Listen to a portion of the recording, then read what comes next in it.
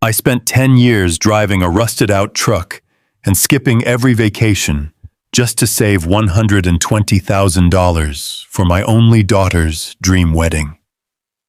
But when that day finally came, she completely erased me from her life. She walked down the aisle surrounded by strangers while I was miles away sweating in my yard, with no idea it was even happening. And then, the very man she married behind my back had the nerve to call my phone and beg for the money I had promised her. But he did not realize that the promise he threw away came with one final condition that would break his fake empire into pieces. If you think you know how much a broken heart can take, just wait until you hear what a betrayed father can do. It was a sweltering Saturday afternoon in late June. The kind of thick, heavy Georgia heat that sticks to your skin the second you step outside your front door. I am Thomas Callahan, but most folks around here just call me Tom. I am 62 years old, and I spent 35 years of my life working my way up the ladder to become a regional logistics manager for a major freight company. It was hard, honest work. I spent decades managing massive warehouses, walking concrete floors, and making sure freight moved exactly on time. I retired a couple of years ago, but a man like me does not really know how to sit still. When you spend your whole life providing for your family, your hands always need something to do. So there I was pushing my heavy gas-powered lawnmower across my front yard. The engine was sputtering a little bit, but I kept it running just like I kept my 1998 pickup truck running all these years. I could have bought a brand new truck right off the lot. I could have taken luxury cruises down to the Caribbean islands or bought myself a nice quiet cabin by a lake for my retirement. But I did not do any of that. Every single extra dollar I earned over the last decade went straight into a special joint bank account. That money was a sacred promise. Before the Lord called my beautiful wife home to heaven, I held her hand in that hospital room, and I made her a vow. We promised each other that we would give our only daughter, Chloe, the absolute wedding of her dreams.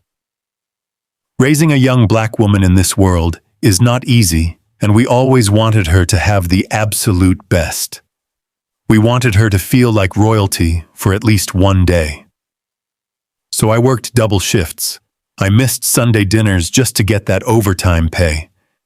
I packed peanut butter sandwiches for lunch while my coworkers went out to fancy restaurants. I sacrificed my own comfort to build up a wedding fund of exactly $120,000. I kept it in a joint account with Chloe so she could see the numbers grow and know her father always had her back. I wiped the heavy sweat from my forehead with an old towel and looked down the street. That is when I saw my brother-in-law David turning his sedan onto my street. He was driving way too fast for our quiet neighborhood. David is 60 years old. He is a retired certified public accountant, and he is usually the calmest, most collected man you will ever meet. He is a man of logic and numbers. But when he slammed his car into my driveway and threw the door open, I could tell instantly that something was terribly wrong. He practically stumbled out of his car. His dark skin looked pale and ashen. He was breathing heavily like he had just sprinted a mile. I immediately let go of the lawnmower and rushed over to him. I thought maybe someone had died. I thought there had been a terrible accident. "Tom, you need to sit down," he said. His voice was trembling and his hands were shaking as he gripped his tablet. I told him I was fine standing up and demanded to know what was going on. David did not say another word. He just swallowed hard and handed me his tablet. The screen was playing a live video stream from a social media platform. At first, I did not understand what I was looking at. The video showed a sprawling, breathtaking outdoor estate. It was clearly somewhere in Buckhead, the wealthiest part of Atlanta. There were massive floral arrangements with hundreds of white roses towering over a manicured green lawn. A string quartet was playing classical music in the background. Crystal chandeliers hung from ancient oak trees catching the bright afternoon sunlight. There were at least 200 guests sitting in rows of elegant golden chairs. All of the guests were dressed in expensive custom-tailored suits and high-fashion dresses. Then the camera panned to the front of the altar. Standing there looking incredibly smug in a white tuxedo was Preston Sterling. Preston is 30 years old. He is the son of a very loud, very arrogant new money real estate family in the city. I never liked the boy.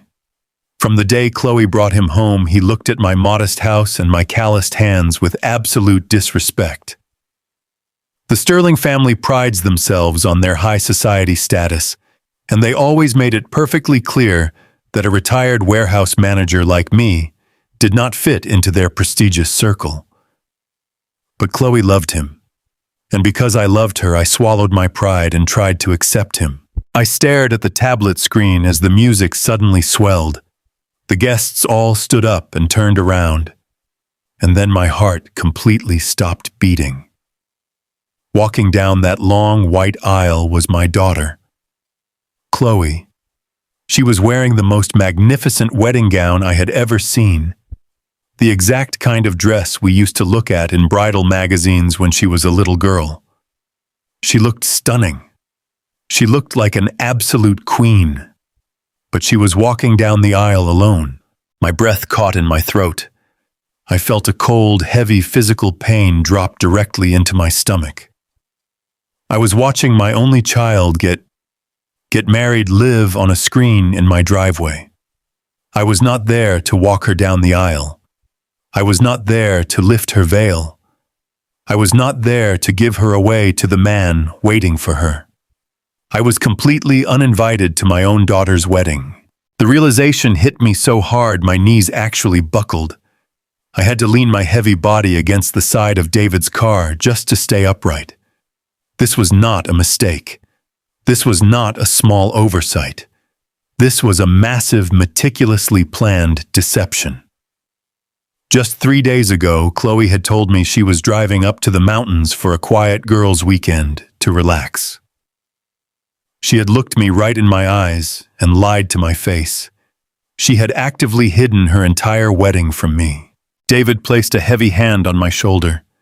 His eyes were full of deep sorrow. "I am so sorry, Tom," he whispered. "One of my old clients is a vendor at the event. He posted the live stream on his business page to show off the catering setup. That is how I found it. I rushed over here the second I saw her face. I could not speak. I could not tear my eyes away from the screen. I watched the minister begin speaking. I watched Preston take her hands. I watched the wealthy Sterling family sitting in the front row, smiling and clapping. They all knew. Every single one of them knew that the bride's father was sitting in a working-class suburb completely unaware that his daughter was starting her new life. They did not want my blue-collar presence ruining their high society aesthetic. My daughter was ashamed of the very man who broke his back to give her a future. All those years of sacrifice flashed before my eyes. Every skipped meal, every aching muscle, every time I looked at her mother's picture and promised I would take care of our little girl. It all meant absolutely nothing to her. She had traded her family for a shiny fake world. I handed the tablet back to David. My hands felt completely numb. My entire body felt like it was made of lead. The anger had not set in yet. Right now, there was only a profound, suffocating grief. Then a sudden thought pierced through the fog in my mind. The money. I reached into my pocket with trembling fingers and pulled out my cell phone. I opened my mobile banking application and navigated to the joint savings account. The account where I had deposited every single drop of my sweat and blood for the last 10 years. The screen loaded. The balance stared back at me in bold green numbers. $120,000 and 0 cents. The money was still sitting right there, completely untouched. She had not spent it on the floral arrangements. She had not spent it on the string quartet. She had not spent it on that beautiful dress. The Sterling family must have covered the upfront costs to control the event. But I knew Preston. I knew that boy was greedy. If they had not touched my money yet, it meant they were waiting to take the entire lump sum for themselves after the ceremony. I stood there in the stifling Georgia heat staring at those numbers. That money was my life savings. That money was my love for her translated into dollars and cents. And she had taken that love and thrown it straight into the garbage. Suddenly the screen on my phone changed. The banking application disappeared and was replaced by an incoming phone call. I stared at the caller identification. It was a picture of Preston smiling his arrogant smile. Preston Sterling was calling my phone. I looked at David. He looked at the phone and his eyes widened in absolute shock.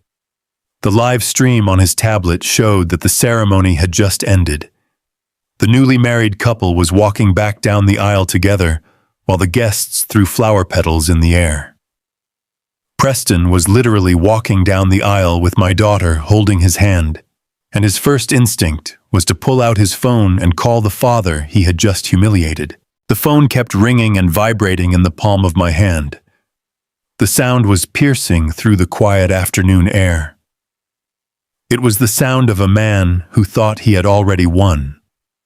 A man who thought he could completely erase me from my own daughter's life and still reach his greedy hands into my pockets. He thought I was just a foolish old man who would blindly hand over his life savings. I took a very slow, very deep breath.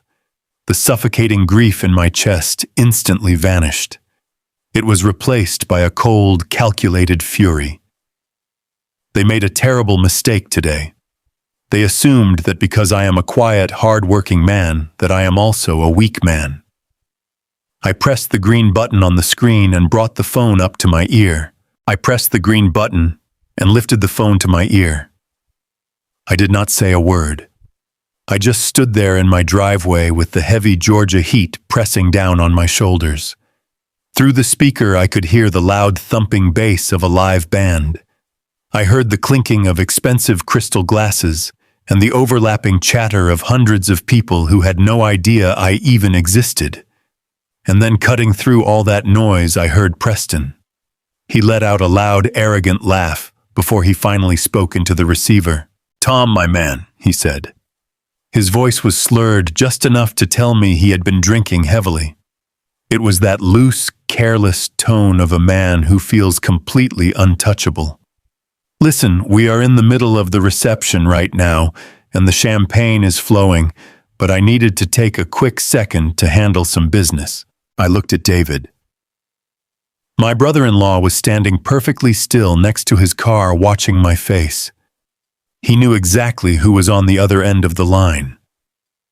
I kept my eyes locked on David and my voice completely flat when I finally replied.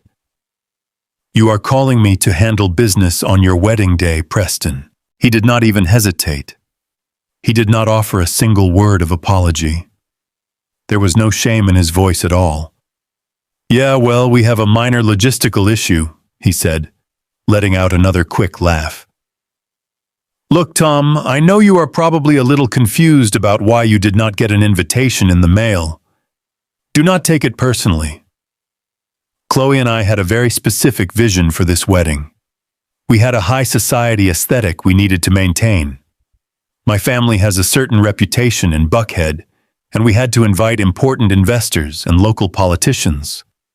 Chloe agreed that your whole blue-collar vibe would just clash with the elegance of the evening.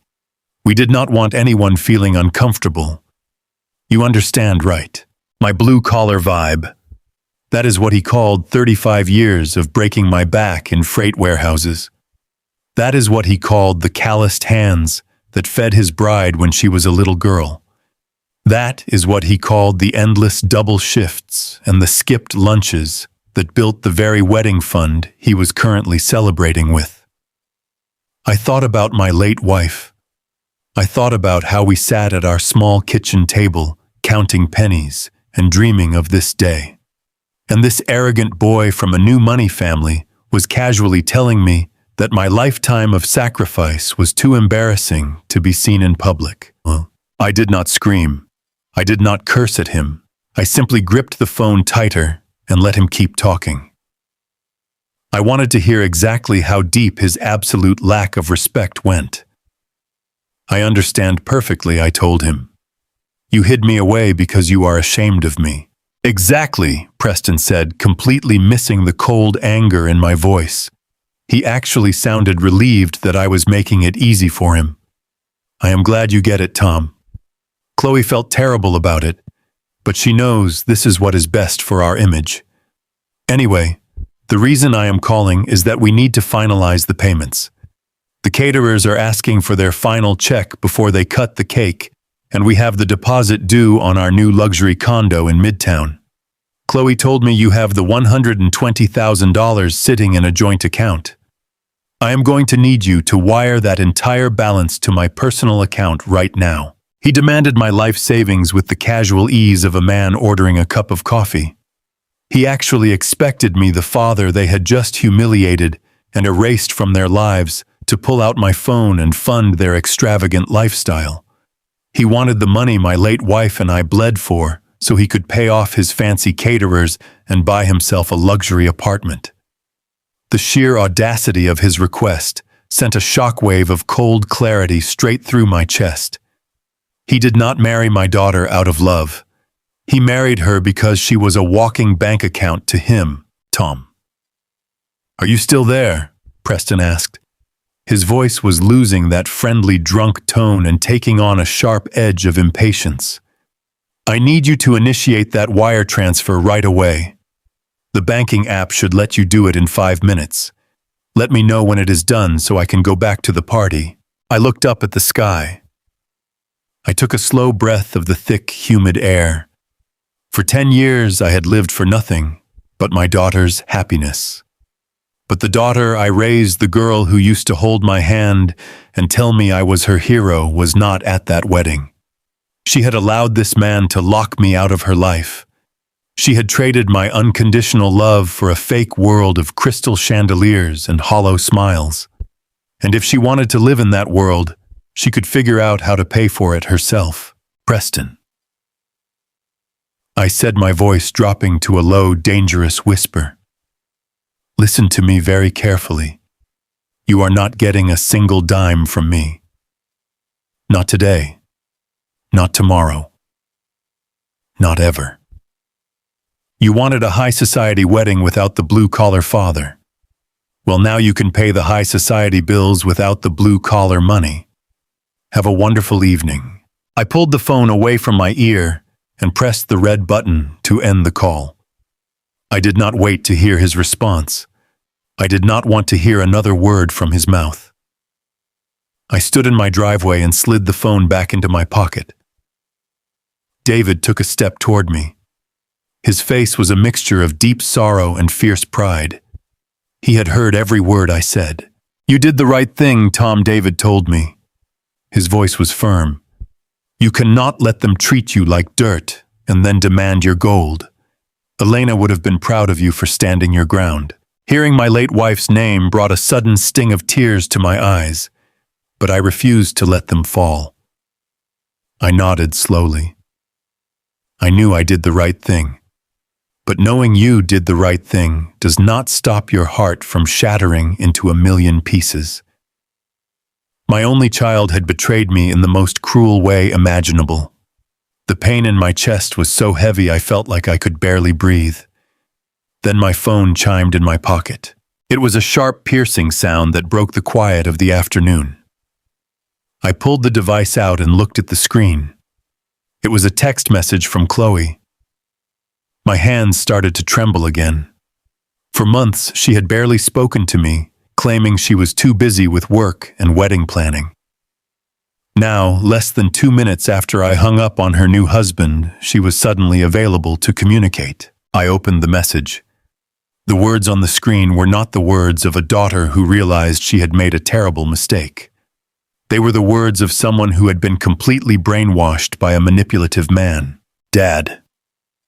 I cannot believe you are doing this to me on my special day, the message read. Preston just told me you are refusing to send the money. How could you be so selfish and ruin my wedding like this? That money is mine. You promised it to me. We have vendors threatening to pack up the food if they are not paid in the next hour. You are embarrassing me in front of Preston's entire family. Send the money right now, or I will never speak to you again. I read the message twice. Every sentence was dripping with toxic guilt and manipulation. She was not apologizing for excluding me from the most important day of her life. She was blaming me for ruining it, because I refused to be her invisible financial sponsor. Preston had gotten completely inside her head. He had convinced her that my money was her absolute right, and that my presence was an embarrassing burden. He had isolated her from her only real family and turned her into a weapon to use against me. I showed the text message to David. He read it and shook his head in disgust. "He is manipulating her, Tom," David said. "He is using her to fight his battles because he knows you love her. He is a coward." "He is worse than a coward," I replied. My voice was surprisingly steady. "He is a predator. He found a young woman who lost her mother, and he fed her a fantasy to get access to her inheritance. He does not care about her. He only cares about the account balance." I did not reply to Chloe. I knew that anything I said would just be twisted by Preston to make me look like the villain. I turned my phone on silent and slipped it back into my pocket. I looked at the lawnmower sitting quietly on the grass. My quiet, peaceful retirement was officially over. I was now in a battle for my daughter's future and my own dignity. If Preston Sterling thought he could step into my life, steal my daughter, and demand my life savings, he was about to learn a very hard lesson about the kind of man Thomas Callahan really is. David and I walked up the driveway and headed into my house. The air conditioning inside was a welcome relief from the blistering heat. We sat down at the kitchen table, the same table where I had spent years organizing my budget and saving those thousands of dollars. We needed a plan. We needed to figure out exactly what kind of financial situation Preston was really in. A man who comes from a family of wealthy real estate moguls should not be begging for catering money in the middle of his own wedding reception. Something was deeply wrong with the Sterling family finances. We were just starting to discuss calling a mutual friend who worked in commercial banking when my phone suddenly lit up on the table. It was not a phone call. It was not a text message from Chloe. It was a bright red notification directly from my mobile banking application. I reached out and picked up the phone. My heart began to pound a heavy, aggressive rhythm against my ribs. I opened the notification and stared at the alert on the screen. Fraud alert. A wire transfer of $120,000 has been initiated from your joint savings account. The transaction was requested using a secondary device associated with Chloe Sterling. Please confirm if you authorize this transfer immediately. I felt the blood drain completely from my face. Preston did not take my refusal as the final answer. He did not care that I had said no. He was actively trying to drain the entire joint account right there from the wedding reception. He must have taken Chloe's phone or convinced her to give him her old routing credentials. He was attempting to bypass me completely and steal the money before I could lock the account. This was no longer just a disrespectful family dispute over a wedding invitation. This was an outright financial attack. He was trying to rob me blind while he danced with my daughter. And he had exactly 10 minutes before the bank processed the final clearance. I looked up at David, and I knew the war had officially begun. I did not hesitate for a single second. I stared at the flashing red fraud alert on my phone screen, and I felt a cold rush of adrenaline wash over me. This boy was not just disrespectful. He was a thief. He was standing in a rented tuxedo at a lavish estate in Buckhead, trying to quietly drain $120,000 of my hard-earned money while he danced with my daughter. I tapped the screen and hit the button to immediately decline the transfer. Then I dialed the fraud prevention number on the back of my bank card. My hands were shaking, but my voice was completely steady. I told the representative that a massive wire transfer had been initiated without my consent, and I needed the entire account frozen instantly. I did not care if Chloe was a joint account holder. I told the bank there was active fraud happening, and I wanted a hard lock on every single penny. The representative put me on a brief hold. Those 2 minutes felt like an eternity. David stood right beside me in my kitchen, pacing back and forth across the linoleum floor. When the bank representative came back on the line, she confirmed that the account was fully locked. No money could go out. Not to Preston, not to Chloe, not to anyone. The funds were completely secured. I put the phone down on my kitchen table and let out a long, heavy breath. The reality of the situation began to set in. This was never just about a wedding aesthetic. This was a desperate cash grab. A man who truly comes from a wealthy, established family does not scramble to wire money from his father-in-law during his own wedding reception. He does not try to backdoor a bank account while the string quartet is playing. There was something very dark and very desperate hiding beneath Preston Sterling's expensive cologne and arrogant smile. I looked across the table at David. My brother-in-law is a brilliant man. He spent 40 years as a certified public accountant for some of the biggest firms in Atlanta. He knows exactly how money moves. He knows how people hide it, and he definitely knows how to find it when it goes missing. I told him we needed to look into Preston and the entire Sterling family. I told him I needed to know exactly who my daughter had just married, because absolutely none of this was adding up. David did not say a word. He just walked over to his leather bag, pulled out his laptop, and set it down right next to my cup of cold coffee. He opened it up and cracked his knuckles. He told me that if there was dirt to be found, he was going to find every single speck of it. For the next 4 hours, my kitchen turned into a war room. The afternoon heat outside continued to bake the Georgia asphalt, but inside my house the atmosphere was ice cold. David started pulling public financial records. He pulled property deeds, limited liability company filings, and court dockets. He started digging deeply into the Sterling real estate empire that Preston was always bragging about. Preston had always told Chloe that he ran a highly successful boutique investment firm that managed millions for elite corporate clients.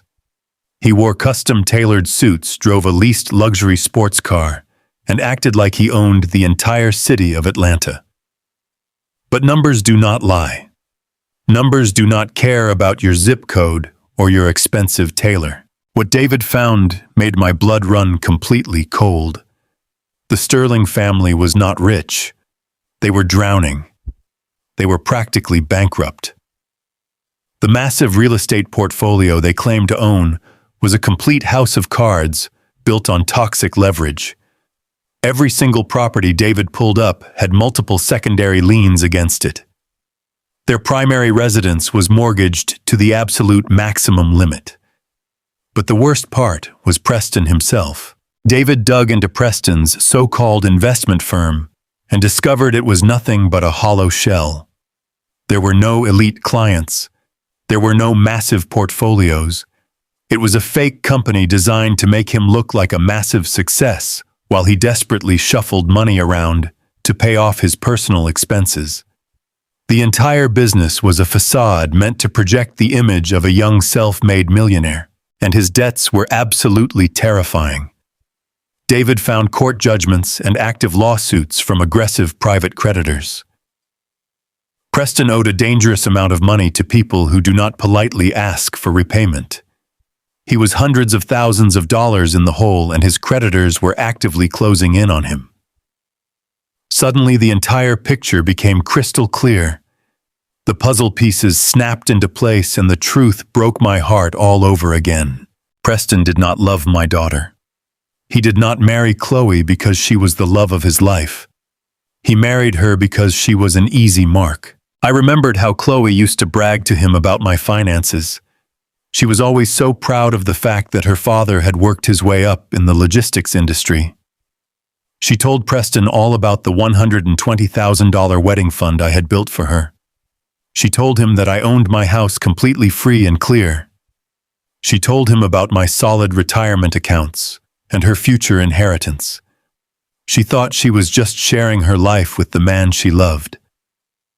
But to a desperate drowning man like Preston's, my daughter was a life raft.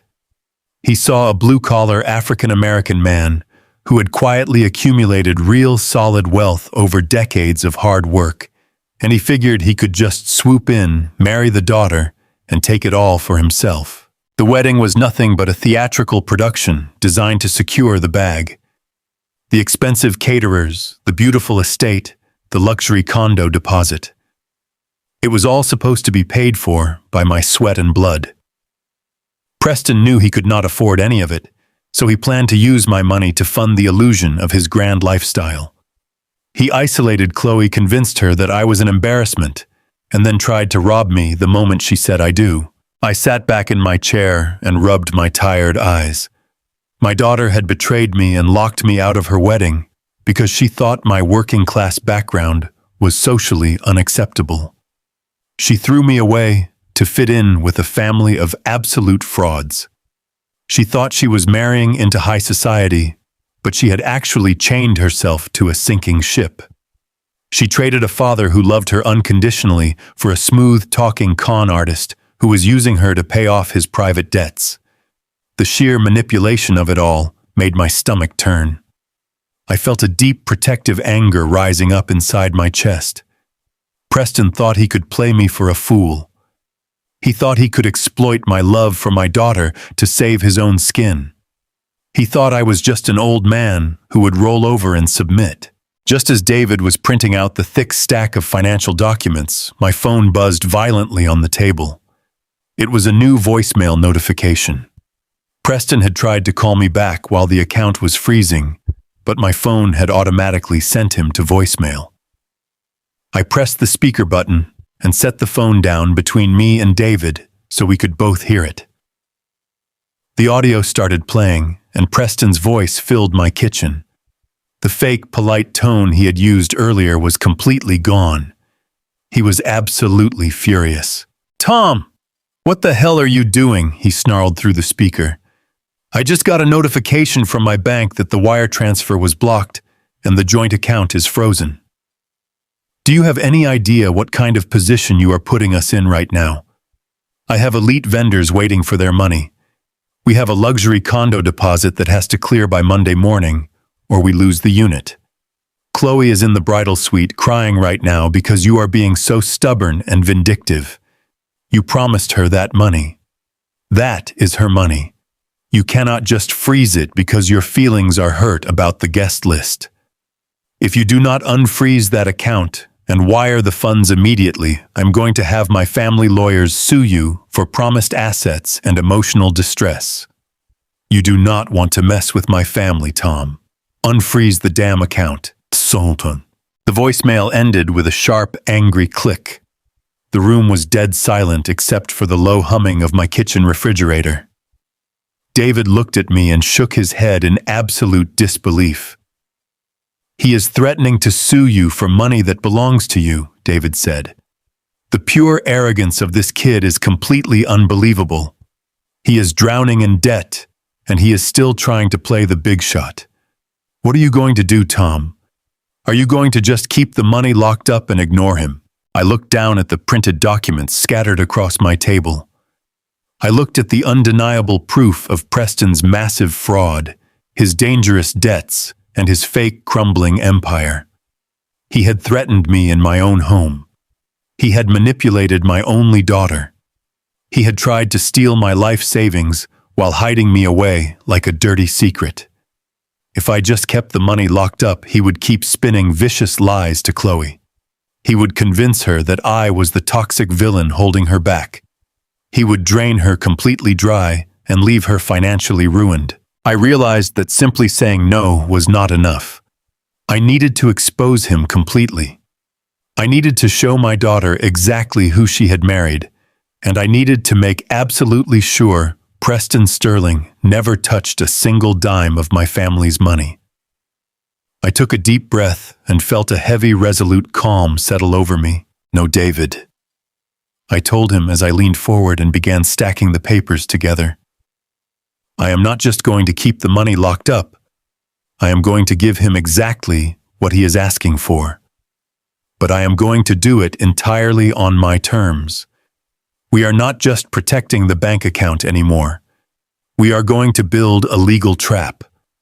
And when that arrogant boy steps into it, he is going to bring his entire fake empire crashing down." The morning arrived with a heavy, oppressive humidity that settled over my modest neighborhood long before the sun even fully crested the horizon. I sat at my small wooden kitchen table nursing a cup of black coffee. The house was entirely silent, but my mind was roaring. I had not slept a single minute since Saturday. Every time I closed my eyes, I saw my daughter walking down that long white aisle without me. Every time I tried to find some peace, I heard Preston demanding my life savings with a drunken, arrogant laugh. But I was done crying. 35 years on the logistics floor teaches you that when a structure is compromised, you do not stand around weeping over the cracked concrete. You secure the foundation and you neutralize the threat. David walked through my front door right at 8 o'clock in the morning. My brother-in-law was dressed in a sharp gray suit, carrying his thick leather briefcase. He took one look at my face and knew I was ready. We did not exchange any small talk. We walked straight out to my rusted 1998 pickup truck, and we drove directly to downtown Atlanta.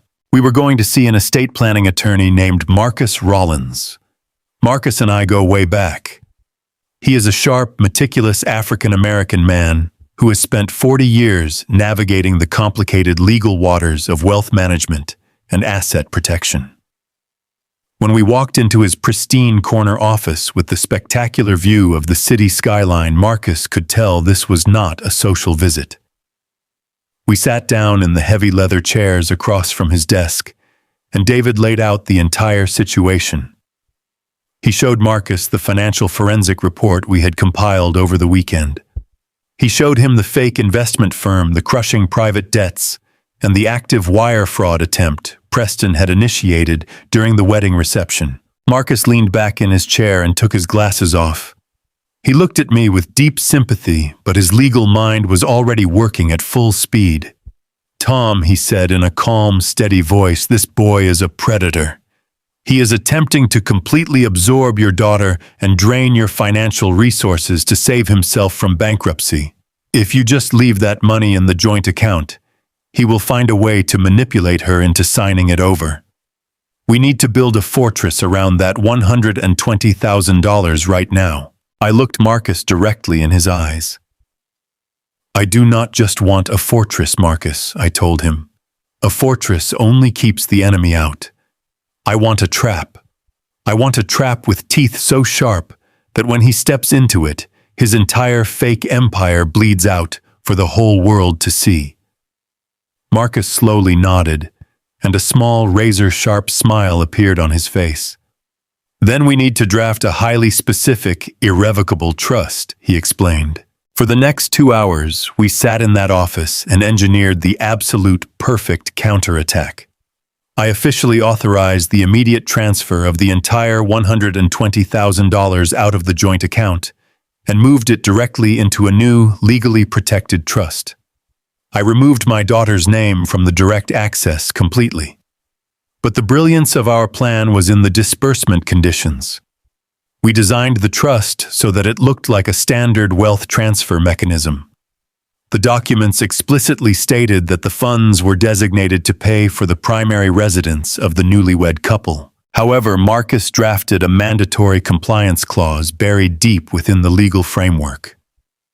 In order for a single dollar to be released to any creditor or escrow account, both Preston and Chloe would have to submit to a full, independent financial audit. Every bank statement, every private loan, Every business asset and every outstanding debt would have to be thoroughly examined by a certified forensic accountant. And here was the fatal blow. If the auditor detected any form of financial misrepresentation, any hidden debt, or any evidence of wire fraud, the entire trust would immediately dissolve. The funds would instantly default to a local youth trade school charity that I had personally selected. There was absolutely no loophole. Preston could not touch the money without opening his books. And the second he opened his books, his massive debts and his fake business would be completely exposed to his new bride and the rest of the world. Marcus printed the thick stack of documents and placed them on the desk in front of me. I picked up the heavy metal pen. My hand hesitated for just a fraction of a second. This was the point of no return. Signing these papers meant I was officially treating my own daughter as a hostile party. It meant recognizing that the little girl I used to carry on my shoulders was completely gone, and in her place was a woman who was willing to let her father be robbed blind. I felt a sharp, agonizing pain in my chest. But then I remembered her text message. I remembered her blaming me for ruining her special day while she danced with the man who was actively committing felony wire fraud against me. I pressed the pen to the paper, and I signed my name with absolute conviction. The trap was officially set.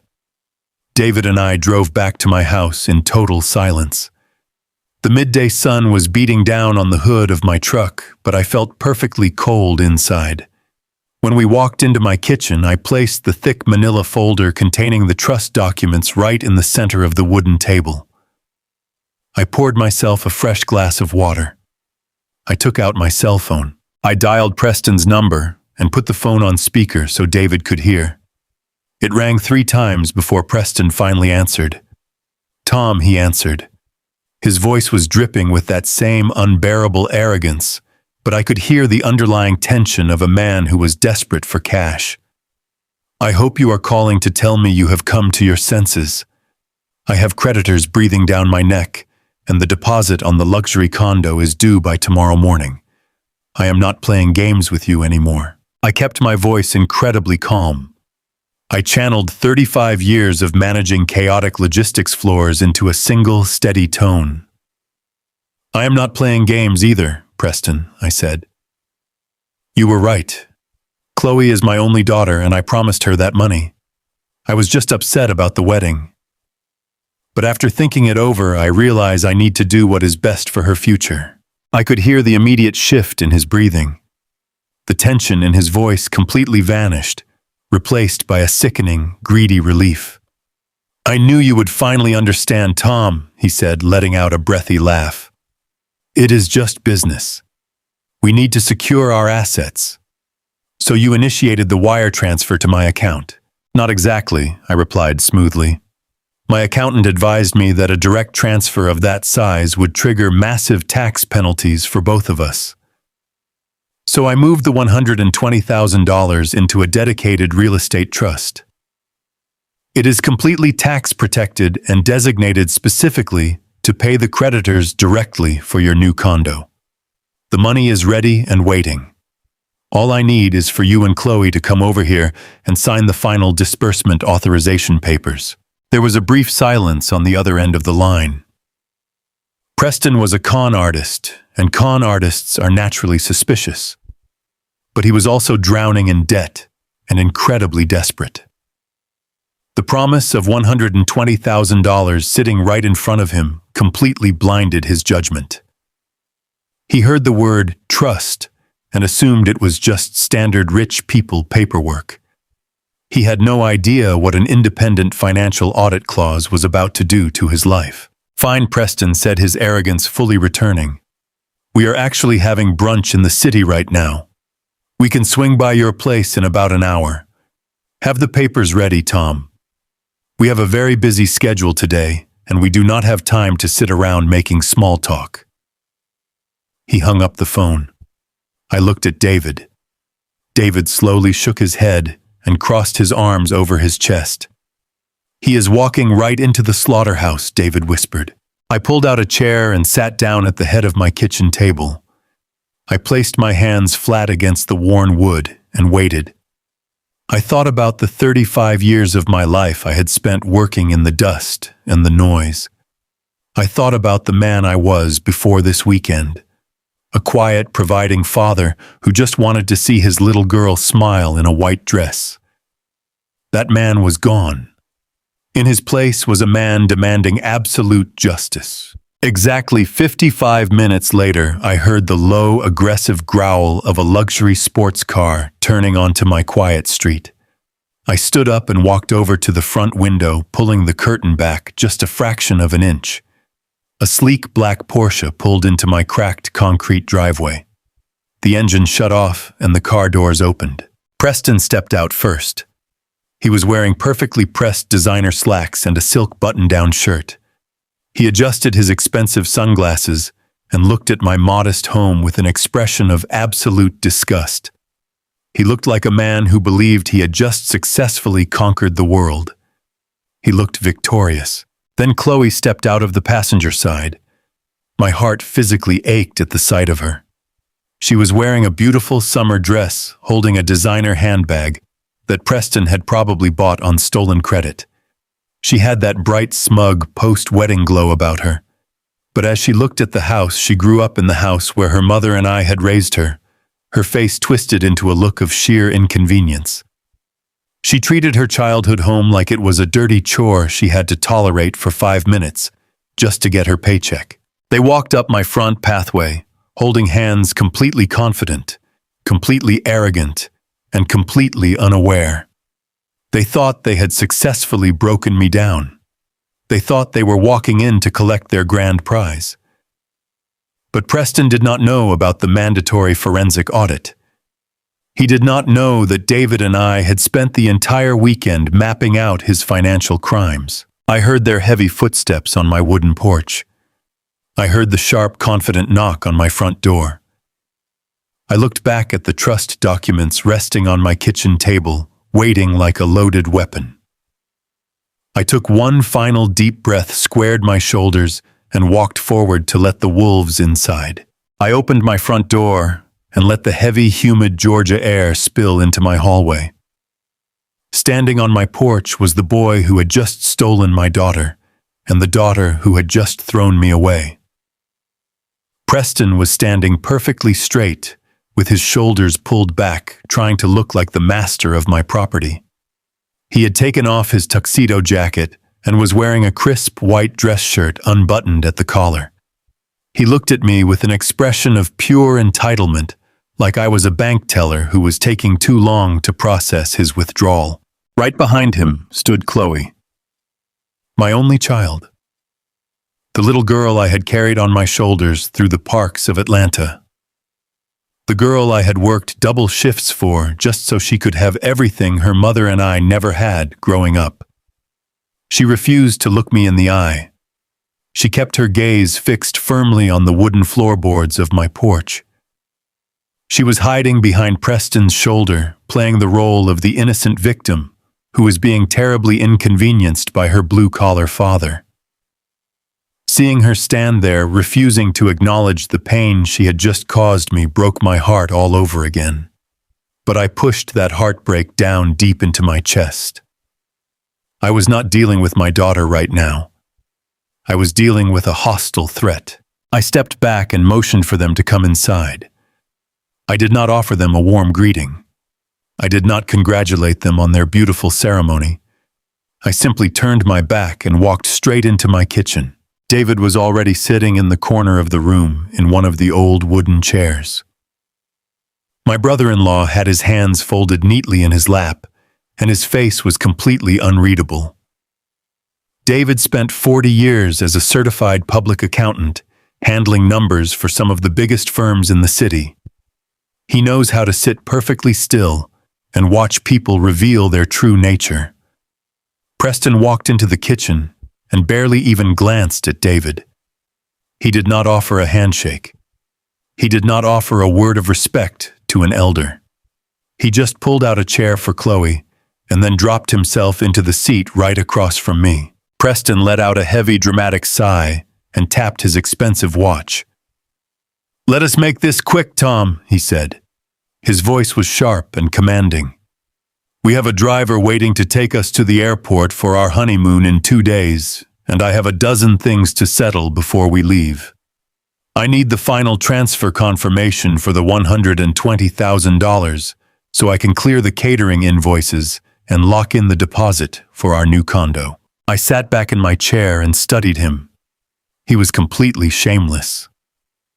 Less than 3 hours ago, he was standing at an altar in Buckhead, actively keeping me a secret from his high society friends. Now he was sitting at my worn-out kitchen table demanding my life savings to fund the very lifestyle that excluded me. I looked over at Chloe. She was staring at her freshly manicured nails, deliberately avoiding the heavy silence in the room. "I am aware of your busy schedule, Preston," I said, my voice perfectly calm and level. "And I understand that a man in your position running a highly successful investment firm needs to keep his capital flowing. That is exactly why I took the time to set up a proper financial structure for this money." I reached across the table and placed the thick manila folder directly in front of him. "What is this?" Preston asked. He frowned and looked at the folder as if it were something dirty. I kept my eyes locked on his face. "As I mentioned on the phone, transferring $120,000 in cash directly to your personal account creates a massive tax liability. I consulted with an estate planning attorney this morning. To protect both of us, I have moved the entire balance into an irrevocable trust. The funds are legally designated specifically for the purchase of your primary residence and the settlement of your immediate vendor debts. It is a standard wealth management strategy. I figured a successful finance guy like yourself would appreciate the extra layer of security." Preston let out a small, arrogant chuckle. He completely bought the performance. He heard the words wealth management, and his ego immediately took over. He reached out and opened the folder. "Look, Tom, I appreciate you trying to play the smart investor, but I really do not need you trying to manage my money. I handle millions of dollars every single week. But if signing this little trust document makes you feel better about handing over the cash, I will humor you." He pulled a silver pen from his shirt pocket and flipped past the first page. He was moving quickly, ready to sign his name and walk out of my house with a fortune. But then his eyes landed on the disbursement conditions on the third page. I watched him read the paragraph. I watched his eyes scan the words, and then slowly stop. I watched his entire arrogant posture freeze completely solid. The clause Marcus had drafted was written in plain, undeniable English. Before a single dollar of the $120,000 could be released to any creditor or escrow account, the beneficiaries had to submit to a full independent financial audit. An external certified forensic accountant would be appointed to examine all personal and business bank statements, all outstanding debts, and all private loans. It was an absolute requirement. And if the auditor found any evidence of financial misrepresentation, any hidden liabilities, or any wire fraud, the trust would immediately dissolve and the entire sum would go directly to charity. Preston stopped breathing. I could physically see the color draining out of his face. His tanned skin turned a sickly shade of pale gray. A bead of sweat formed at his temple.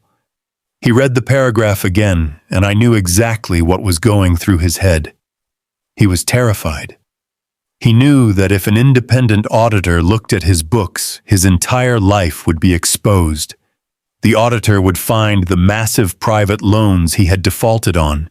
They would point to the aggressive collection notices from his creditors. They would find that his elite investment firm was nothing but a hollow shell company drowning in toxic leverage. If he signed that paper, he would have to expose his massive fraud to the world, and most importantly, he would have to expose it to my daughter, sitting right next to him. He slowly lowered this pen. His hands were shaking. He tried to hide it by gripping the edge of the table, but I could see his knuckles turning white. Is there a problem with the paperwork, Preston? I asked. My voice was smooth and polite. David drafted the financial parameters himself. It is just a standard transparency clause. Since you manage millions of dollars for elite clients, I am sure your personal books are perfectly clean. It should only take the auditor a day or two to clear the funds. Preston suddenly slammed the folder shut. The loud smack echoed off the kitchen walls, making Chloe jump in her seat. This is an absolute joke, Preston snarled. His voice was no longer smooth or commanding. It was high-pitched and defensive. He shoved the folder back across the table toward me. I am not signing this garbage. You think you can treat me like some kind of criminal? You think I am going to let some local accountant dig through my private business records for a measly $120,000? I have elite clients with strict confidentiality agreements. I cannot just open my books because you have trust issues. David finally spoke up from the corner of the room. His voice was deep and steady, possessing the quiet authority of a man who knows he is holding all the cards. Actually, Mr. Sterling, any legitimate investment manager, knows that personal asset audits are standard procedure for trust disbursements. It does not violate client confidentiality because the auditor only looks at your personal liabilities.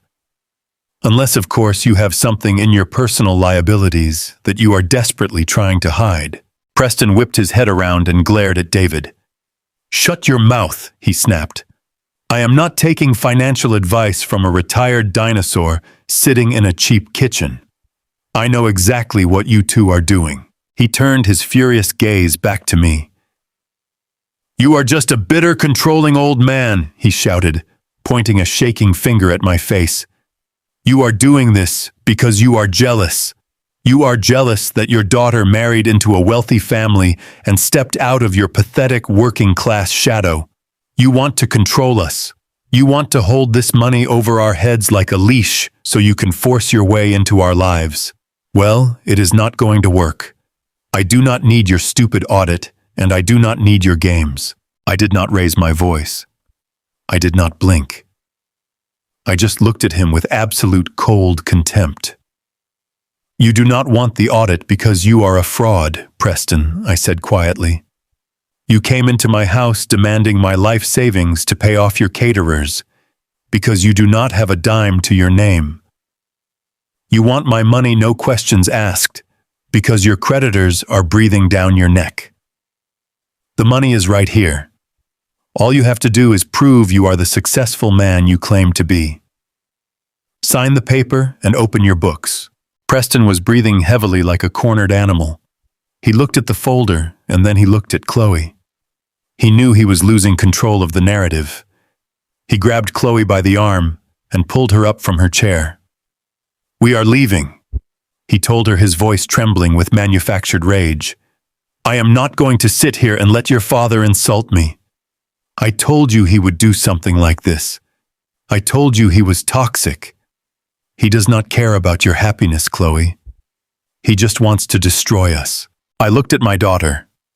I desperately hoped that the truth was finally breaking through her delusions. I hoped she saw the sheer panic in her husband's eyes and recognized it for what it was. I hoped she would look at the trust document and ask herself why a supposedly wealthy man was so terrified of a simple financial review. But Chloe did not look at the document. She looked at me, and the expression on her face shattered the last remaining piece of my father's heart. Her eyes were filled with pure, unadulterated hatred. "You are a monster!" she screamed at me. Her voice cracked with tears of anger. "Preston was right about you all along. You are just a bitter, jealous old man. You could never stand the fact that I wanted a better life than this miserable neighborhood. You promised me that money. You promised Mom you would give me a dream wedding, and now you are using it to humiliate my husband." "Chloe, please," I said, keeping my voice low. "Just look at how he is reacting. Ask yourself why he will not sign a simple transparency agreement. I am trying to protect you." "I do not need your protection," she shouted, cutting me off completely. I do not need your money, and I do not need you. I was right to keep you away from my wedding today. You would have just embarrassed me in front of people who actually matter. You ruin everything you touch. You are a terrible father, and you are dead to me. Do you hear me? You are dead to me." She turned around and stormed out of the kitchen, pulling Preston along with her. I heard the front door violently slam shut. I heard the aggressive roar of the sports car engine firing up in the driveway. I heard the tires screech against the pavement as they sped away, leaving nothing but a cloud of thick, humid dust behind them. The house fell completely silent again. I sat at the table and stared at the empty chair where my daughter had just been sitting. I had spent 10 years working my hands to the bone to save that money for her, and in less than 5 minutes, she had looked me in the eye and erased me from her life forever. The pain was absolute. It was a suffocating physical weight bearing down on my chest. David stood up from his chair in the corner and walked over to the table. He placed a steady, comforting hand on my shoulder. "She is completely brainwashed, Tom," he said softly. "He has her totally convinced that you are the enemy." I nodded slowly, feeling the cold, hard reality settle over me. I knew David was right. Preston had successfully isolated her and turned her against me. But I also knew something else. I knew that Preston was walking out of my house without the $120,000 he desperately needed.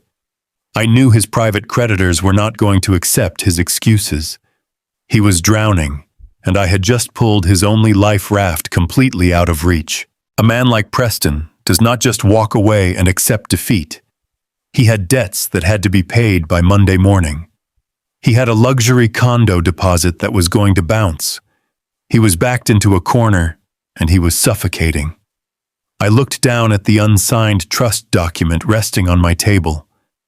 The ambush had worked perfectly.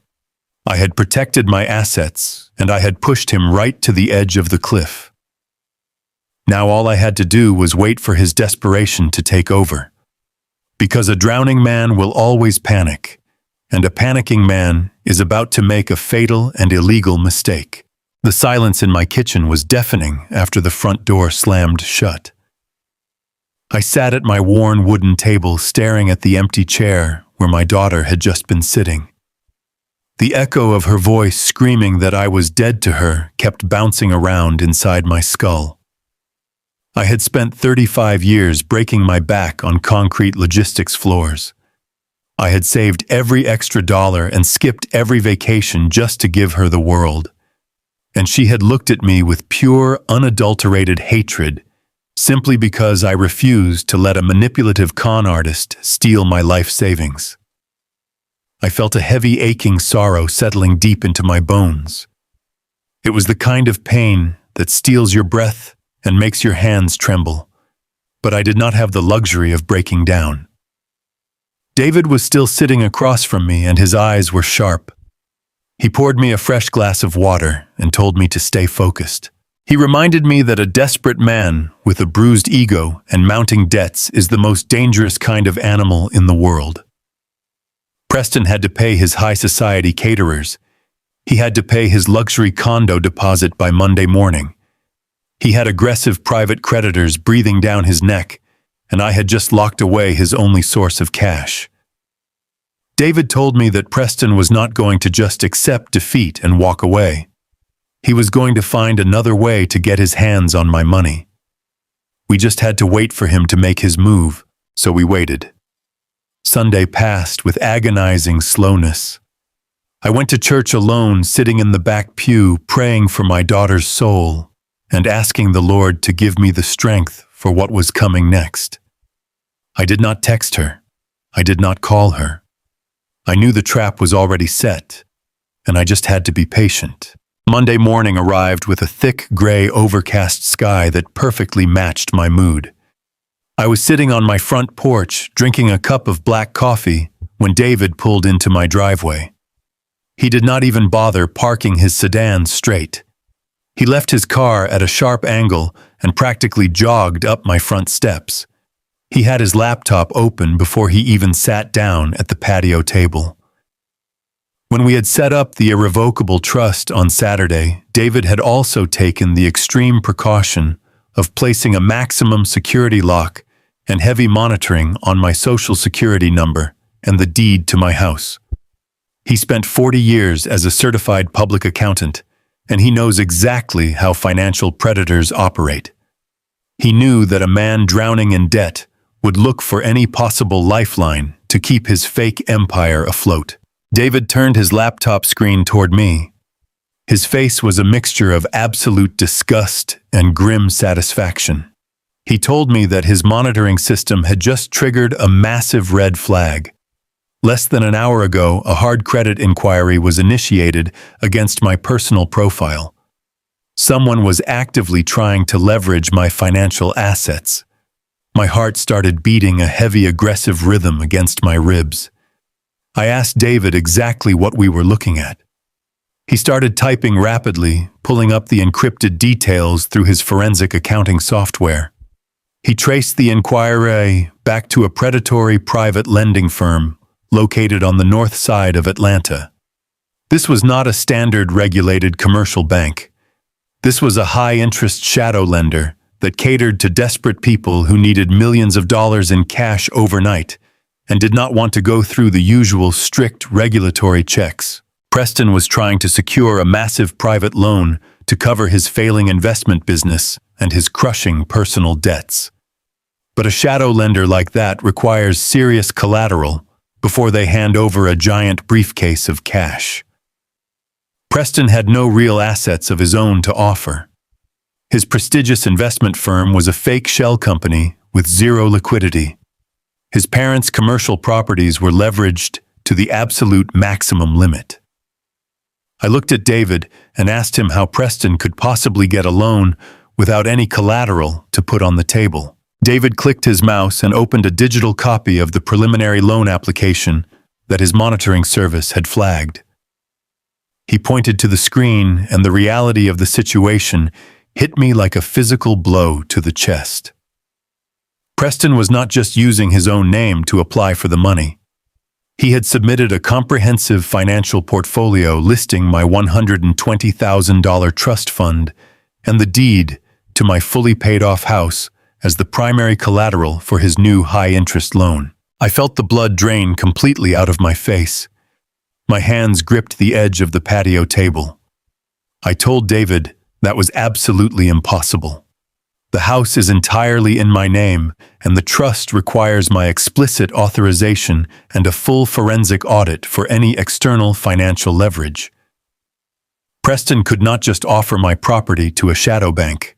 David shook his head slowly. He explained that Preston had completely bypassed the authorization protocols by submitting a falsified legal document. Preston had forged a comprehensive power of attorney. He had literally manufactured a highly detailed legal document claiming that my mental health was severely declining and that he and Chloe were granted full legal control over my estate to manage my care. It was a vile, disgusting lie designed to strip me of my rights. But the absolute worst part, the part that made me want to drive over to Buckhead and drag him out of his luxury apartment by his collar, was the signature line. Preston had carefully forged my signature at the bottom of the document. He had practiced it until it looked close enough to pass a quick visual inspection. And right next to my forged signature, acting as the official legal witness, was the signature of my own daughter, Chloe. My own daughter had signed the fraudulent document. I stared at her messy, familiar cursive signature on the glowing screen. A sickening wave of nausea washed over me. I felt like the ground had just opened up and swallowed me whole. Did she actually know what she was doing? Did she actually hate me so much that she would help this man steal my home and my life savings? David quickly put a hand on my arm and told me not to jump to the worst conclusion. He pointed out the electronic timestamp on the digital signature. It happened late Sunday night, right around midnight. David explained exactly how a manipulator like Preston operates. Preston knew Chloe was emotionally exhausted, highly stressed, and completely blinded by her blind loyalty to him after our terrible argument. Preston probably sat her down at their kitchen table, slid a massive stack of complicated real estate papers in front of her face, and told her it was just standard administrative paperwork for their new luxury condo. He told her where to sign, and she obeyed. He weaponized her trust and used her anger against me to blind her to the truth. She signed a document giving him complete control of my life savings and my home without even reading the fine print. Preston was not just an arrogant, entitled boy anymore. He was actively committing felony wire fraud, identity theft, and severe banking fraud. He was perfectly willing to risk sending his own new wife to a federal prison just to save himself from his aggressive private creditors. He had crossed the line from a disrespectful son-in-law to a desperate, dangerous criminal. David slammed his laptop shut. His eyes were burning with intense, righteous anger. He pulled his cell phone out of his suit pocket and told me we were calling the police right now. He said we had enough digital evidence to have Preston arrested for forgery and attempted fraud before lunchtime. He said we could send the authorities directly to his fake investment firm and shut the entire loan process down immediately before any money changed hands.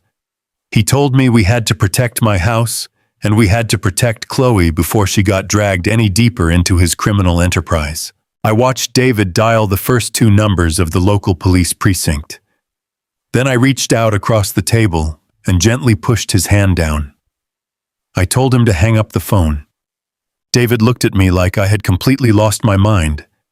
He told me that Preston was seconds away from encumbering my primary residence with a highly illegal predatory loan. He said if the shadow bank approved the collateral, they could put a lien on my property that would take years of expensive litigation to remove. He said we could not afford to wait another minute, but I looked out over my front yard and felt a strange, absolute cold clarity wash over my mind. 35 years of dealing with corporate snakes, manipulative bosses, and logistics nightmares had taught me one very important lesson about destroying a predator. If you strike too early, the predator can always slip away and claim it was just a simple misunderstanding. I looked David straight in the eyes. I told him that if we called the police right now, Preston would just play the victim. He would hire expensive defense lawyers funded by his arrogant parents. He would stand in front of a judge and claim the power of attorney was a clerical error or a simple miscommunication regarding my estate planning. He would cry to Chloe and convince her that her bitter, jealous father was trying to frame him to ruin their marriage. His family would use their remaining social connections to sweep an attempted fraud charge completely under the rug. He would get a slap on the wrist, and he would continue to drain my daughter completely dry until she had absolutely nothing left. I told David we were not going to stop the loan. We were going to let Preston finish the process. David stared at me in absolute shock. His mouth opened, but no words came out. I explained my strategy with total calm precision. I told him that an attempted crime is easy for a rich boy to deny. But a completed financial transaction across state lines is a permanent electronic record. We needed the ink to dry. We needed Preston to completely commit to the felony. We needed him to accept the fraudulent funds and physically distribute them to his creditors. Once that shadow bank wired the cash and Preston used it, that money became dirty.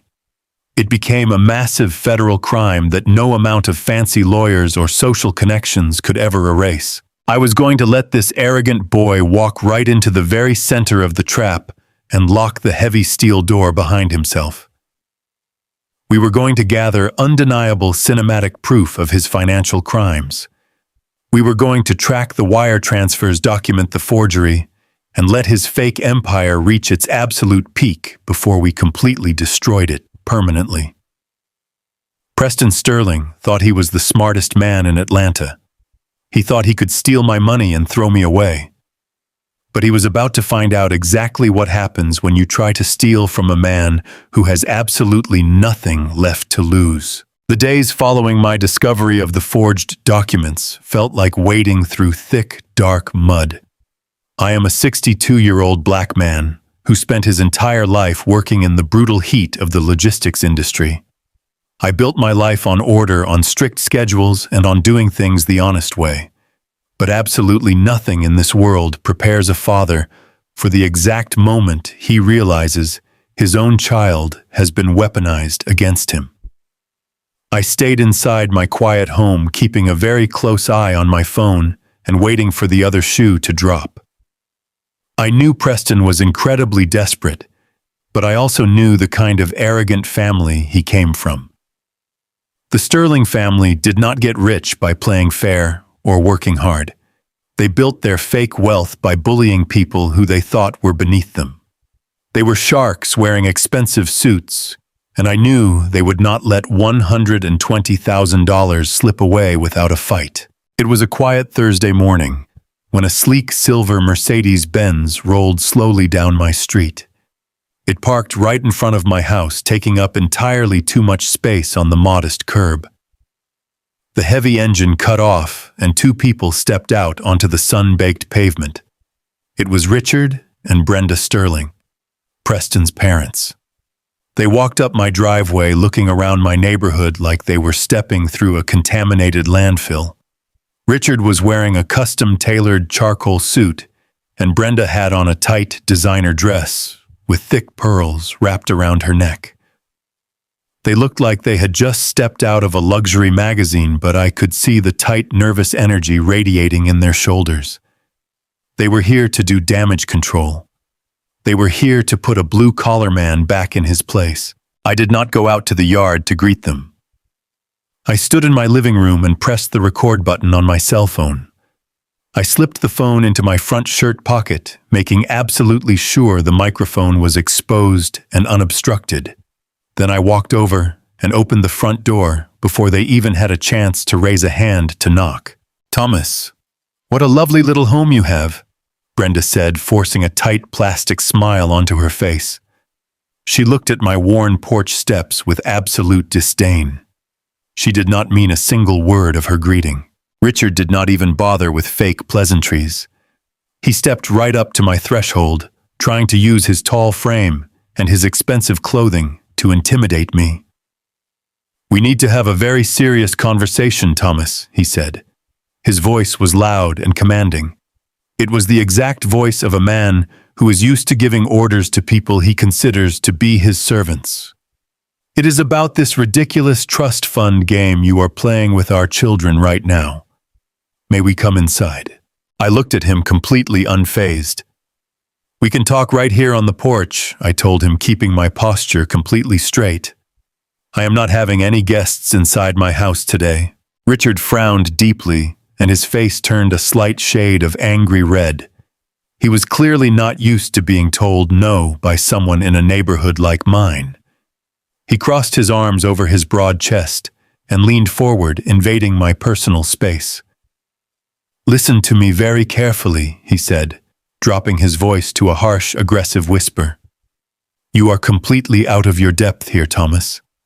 My son is trying to secure a beautiful future for your daughter. He is trying to close on a luxury property, and you are holding his rightful money hostage with some absurd demand for a financial audit.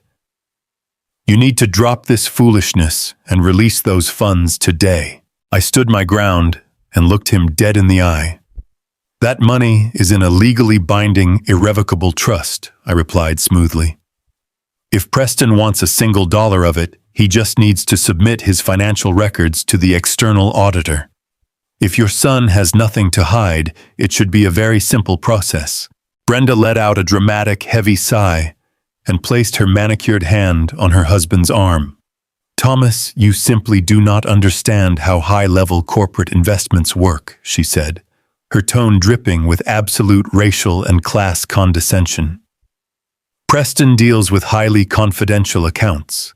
He cannot just open his private books to some local neighborhood accountant because you have trust issues. You are acting like a bitter old man who is jealous of his daughter's sudden social success. If you do not release that money right now, you're going to make things very difficult for you." Richard nodded heavily, backing up his wife's threat. "My lawyers will bury you in litigation," he threatened, pointing a thick finger at my chest. "We will tie up your property and your retirement in civil court for the next 10 years. We will completely ruin your reputation in this city. We will make sure everyone knows you are an unstable, controlling father who tried to sabotage his own daughter's marriage just because you were excluded from a high society wedding. Release the $120,000 right now to help the kids, or we will destroy you financially." They thought they had me perfectly cornered. They thought I was just a tired, blue-collar worker who would fold the second a rich man threatened him with a massive lawsuit. They assumed my silence was weakness, but they did not know I had been preparing for this exact moment since the weekend. I reached over to the small wooden table sitting on my porch and picked up the thick manila folder that my brother-in-law David had prepared. I held it in my hands for a second, feeling the heavy weight of the absolute truth. "I am not going to release the money, Richard," I said, my voice completely steady and cold. "And you are not going to sue me. In fact, you are going to turn around and walk away from my house right now." Richard let out a harsh, mocking laugh. "You think you can give me orders?" he sneered, his face twisting with arrogant amusement. I opened the folder and pulled out the first stack of printed papers. I held them up directly in front of his face so he could read the bold print at the very top of the page. "This is a certified copy of your company's latest federal tax filing," I told him. "And right beneath it is the forensic accounting report my brother-in-law completed over the last 48 hours. We found the fake shell companies, Richard. We found the hidden offshore accounts. We know all about the massive illegal kickbacks you took on those city infrastructure projects in 2014. Richard's mocking laugh died instantly. His face went completely blank as the blood rushed out of his cheeks. Brenda gasped loudly and took a stumbling step backward, her hand flying up to cover her mouth in pure shock. I flipped to the next page in the dossier, exposing even more financial ruin. "And we also know that the Federal Anti-Corruption Unit is currently auditing your entire real estate portfolio." I continued, letting every single devastating word sink deep into their minds. "Your empire is a complete illusion. You are drowning in toxic debt and facing a massive federal tax probe. Your son Preston is hundreds of thousands of dollars in the hole to private predatory lenders. He did not marry my daughter for love. He married her to steal my life savings and save your pathetic family from absolute bankruptcy." Richard tried to speak, but his voice completely failed him. He opened his mouth, but nothing came out except a weak, stuttering breath. He looked like a man who had just been punched directly in the stomach. All of his wealth, all of his power, and all of his intimidation tactics had just been completely shattered by a retired warehouse manager. "You came to my house to threaten me," I said, stepping closer to him so he could look right into my eyes and see the fire burning there. "You thought you could intimidate an old black man who worked for his money honestly. But I have recorded every single word of your threats and your extortion attempts on my phone. If you ever come near my property again, or if your son tries to force my daughter to sign another fraudulent document, I will hand this entire folder straight to the federal investigators. Now get off my porch before I call the police and have you arrested for trespassing." They did not say another word. They did not try to argue or defend themselves. Richard grabbed his wife by the arm and practically dragged her down my concrete walkway. They got into their shiny silver Mercedes and sped away so fast their tires actually squealed against the hot pavement. I stood on my porch, feeling a deep, powerful sense of undeniable justice. The audio recording in my pocket was secure. The truth was finally out in the open. I knew their entire fake world was about to collapse, and I would later find out exactly how fast that collapse actually happened. Because while Richard and Brenda were fleeing my neighborhood in absolute terror, the consequences of their actions were already arriving at my daughter's doorstep. Across town in their rented luxury condo in Buckhead, Preston was pacing back and forth across his expensive hardwood floors. He was sweating profusely, waiting for the private shadow lenders to approve the fraudulent collateral he had submitted. He needed that high-interest cash injection to keep his creditors from destroying his life. But because David had placed a maximum security lock on my credit, the shadow bank realized the loan application was completely fake. And illegal predatory lenders do not take kindly to being scammed by a desperate kid in a tailored suit. A loud, aggressive pounding suddenly echoed against the front door of the condo.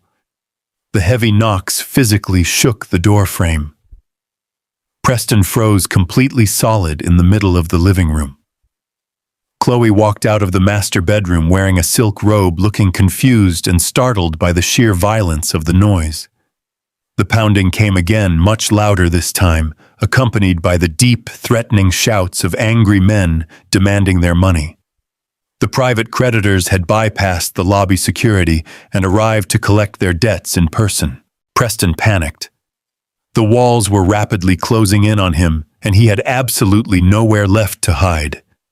He looked at the heavy door shaking on its hinges, and then he looked at my daughter standing there in fear. His face twisted into a mask of pure, desperate manipulation. He rushed over to her and grabbed her tightly by the shoulders. "It is your father," he lied, his voice trembling with manufactured outrage and fake panic. "Your father froze the bank accounts and intentionally sabotaged my critical business loans. These men are here to evict us. Your father is trying to destroy our lives, Chloe. He is the exact reason we are going to lose everything today." I would later find out exactly what happened inside that luxury condo after those heavy knocks rattled the door frames. Chloe told me everything when she had absolutely nothing left. When the aggressive private creditors finally left the hallway, Preston was a complete wreck. He was sweating through his expensive silk shirt. His hands were trembling so badly he could barely hold his phone. He had tried to blame me. He had looked my daughter right in her eyes and told her that her bitter old father was trying to ruin them. He told her I had frozen the accounts just to be vindictive, and that the men at the door were just aggressive bill collectors taking advantage of my sabotage. For the first time in their entire relationship, Chloe did not immediately believe him. The sheer panic in his voice did not match the arrogant, confident man she thought she had married. She watched him pace back and forth across the expensive hardwood floors, frantically making phone calls and cursing under his breath. He was acting like a trapped animal.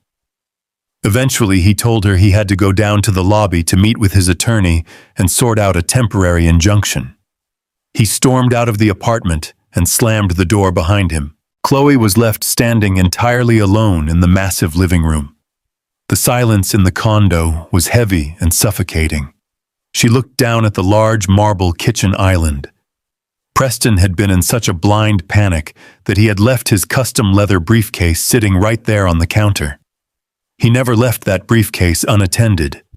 He always kept it locked and close to his chest, claiming it held highly confidential investment portfolios for his elite clients. But today, in his frantic rush to escape the men in the hallway, he had forgotten to lock the brass clasps. Chloe stared at the leather bag. A deep, sickening knot formed in her stomach. A small voice in the back of her mind was telling her to open it. She walked over to the marble island and reached out with trembling fingers. She flipped the brass clasps open and pulled back the heavy leather flap. What she saw inside that briefcase completely destroyed the illusion she had sacrificed her own father to protect. There were no elite client portfolios. There were no massive investment brochures. Instead, the bag was stuffed with dozens of aggressively stamped collection notices. Chloe began pulling the papers out one by one, laying them flat across the kitchen counter. Her heart started pounding violently against her ribs. The numbers printed on those pages were absolutely terrifying. Preston did not just owe a few $1,000s. He was millions of dollars in debt. There were notices from private wealth groups, threats of legal action, from shadow lenders, and foreclosure warnings on the very commercial properties he claimed his family owned free and clear. She felt the air get sucked right out of her lungs. The successful, wealthy real estate heir she had married was a complete fraud. He was totally bankrupt. But the worst discovery was still waiting at the very bottom of the briefcase. Chloe reached inside and pulled out a thick stack of legal documents stapled together. It was the private loan application that David had intercepted. She read the cover page, and her eyes widened in pure horror. She saw the listed collateral. Preston had submitted my paid-off house and the $120,000 trust fund to a private lender. She flipped to the final signature page. She saw her own signature there, and she remembered the late night when Preston had rushed her to sign a stack of papers, claiming it was just administrative paperwork for their new home. He had weaponized her exhaustion and her trust to make her a direct accomplice to felony wire fraud. And right next to her signature, she saw my name. Thomas Callahan. She stared at the handwriting. She knew my handwriting better than anyone else in the world. I had written her thousands of birthday cards, lunchbox notes, and letters over the past 28 years. She knew instantly that the signature on that page was a complete forgery. Her husband had forged her father's name to steal his house and his life savings. The heavy wooden door of the condo suddenly clicked unlocked and pushed open. Preston walked back into the living room. His hair was messy and his face was pale with absolute desperation. He stopped dead in his tracks when he saw Chloe standing by the marble island. He saw the briefcase wide open. He saw the massive collection notices and the forged loan documents spread out across the counter. Chloe looked up at him. Tears of betrayal and shock were streaming down her face. She held up the forged document with a shaking hand. She asked him what this was. She asked him why he owed millions of dollars and why he had forged her father's signature to steal his house. I wish I could say that Preston broke down and apologized. I wish I could say that he showed even a single ounce of remorse for what he had done to my daughter. But a predator does not apologize when the trap is sprung. A predator simply drops the disguise. Preston did not rush over to comfort her. He did not beg for her forgiveness. His handsome, charming face twisted into a mask of pure, vicious cruelty. The wealthy, polite gentleman she thought she had married completely vanished. He walked slowly toward her and laughed a cold, bitter laugh. He told her she was acting like a pathetic child. He pointed at the forged documents and told her that none of this would have been necessary if she and her stubborn blue-collar father had just handed over the cash like they were supposed to. Chloe was sobbing openly now, demanding to know if anything about their relationship was actually real. She asked him if he ever even loved her. Preston stood inches away from her face and delivered the final crushing blow. He looked down at her with absolute disgust. He told her that she was nothing but a gullible girl from a working-class neighborhood. He said his family would never actually accept someone like her into their social circle. He told her the only reason he ever looked twice at her was because she would not stop bragging about the $120,000 her father had saved up. He needed cash to hold off his creditors, and she was the easiest mark he had ever seen. He said she was a walking bank account and a useful idiot, nothing more. Chloe completely broke down. The sheer emotional violence of his words hit her like a freight train. She realized in that exact moment that she had thrown away a father who loved her unconditionally for a monster who only viewed her as a financial stepping stone. She had banished me from her wedding to protect her high society image, and that entire image was nothing but a disgusting lie. She screamed at him. She told him she was going to call the police and show them the forged documents. She told him she was going to expose his entire fake life. That was a terrible mistake, Preston lunged forward and snatched the documents right out of her hands. He shoved her backward so hard she stumbled and fell against the hallway wall. He did not care about her safety. He only cared about self-preservation. He grabbed her designer purse from the side table and violently hurled it out the open front door into the corridor. He told her to get out of his sight. He told her that if she ever tried to contact the police, he would tell them that she was the one who forged my signature. He reminded her that her own signature was right there next to mine on the document, making her legally liable. He threatened to drag her down into a federal prison cell right alongside him. Chloe scrambled to her feet, crying hysterically, and stepped out into the hallway to grab her purse. The moment her feet crossed the threshold, Preston slammed the heavy wooden door shut. She heard the loud metallic click of the deadbolt locking her out. She pounded her fists against the wood, begging him to let her back in, but the only response was total silence. My daughter was completely alone. She walked out of that luxury high-rise building and stumbled down the sidewalk of the wealthiest neighborhood in Atlanta. She was wearing a $1,000 designer dress and carrying an expensive handbag, but she had absolutely nothing to her name. Her fairy tale marriage had lasted exactly 48 hours before it exploded into a criminal nightmare. She sat down heavily on the concrete curb next to a busy intersection. The evening sun was setting, casting long, dark shadows over the city streets. Luxury cars drove past her, completely ignoring the young woman crying on the side of the road. She had abandoned the only man who ever truly protected her, and now the harsh, brutal reality of the world was crashing down on her shoulders. She reached into her purse with trembling hands and pulled out her cell phone. She stared at the screen for a very long time. She was terrified. She was deeply ashamed. But she had nowhere else to turn.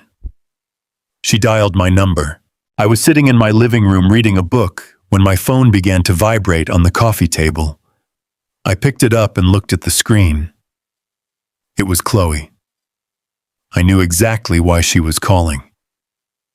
David had informed me that the shadow bank officially rejected the loan application an hour ago, citing severe security holds on the collateral. I knew Preston had failed, and I knew his fake empire was violently collapsing. I took a slow, deep breath, steadying my heart.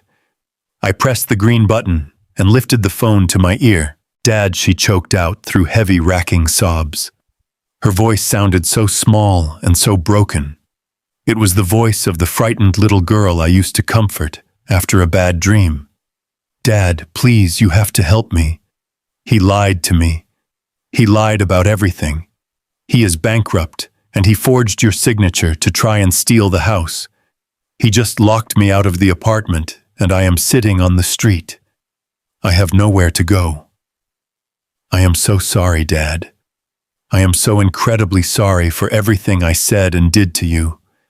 Please come pick me up. I need my dad."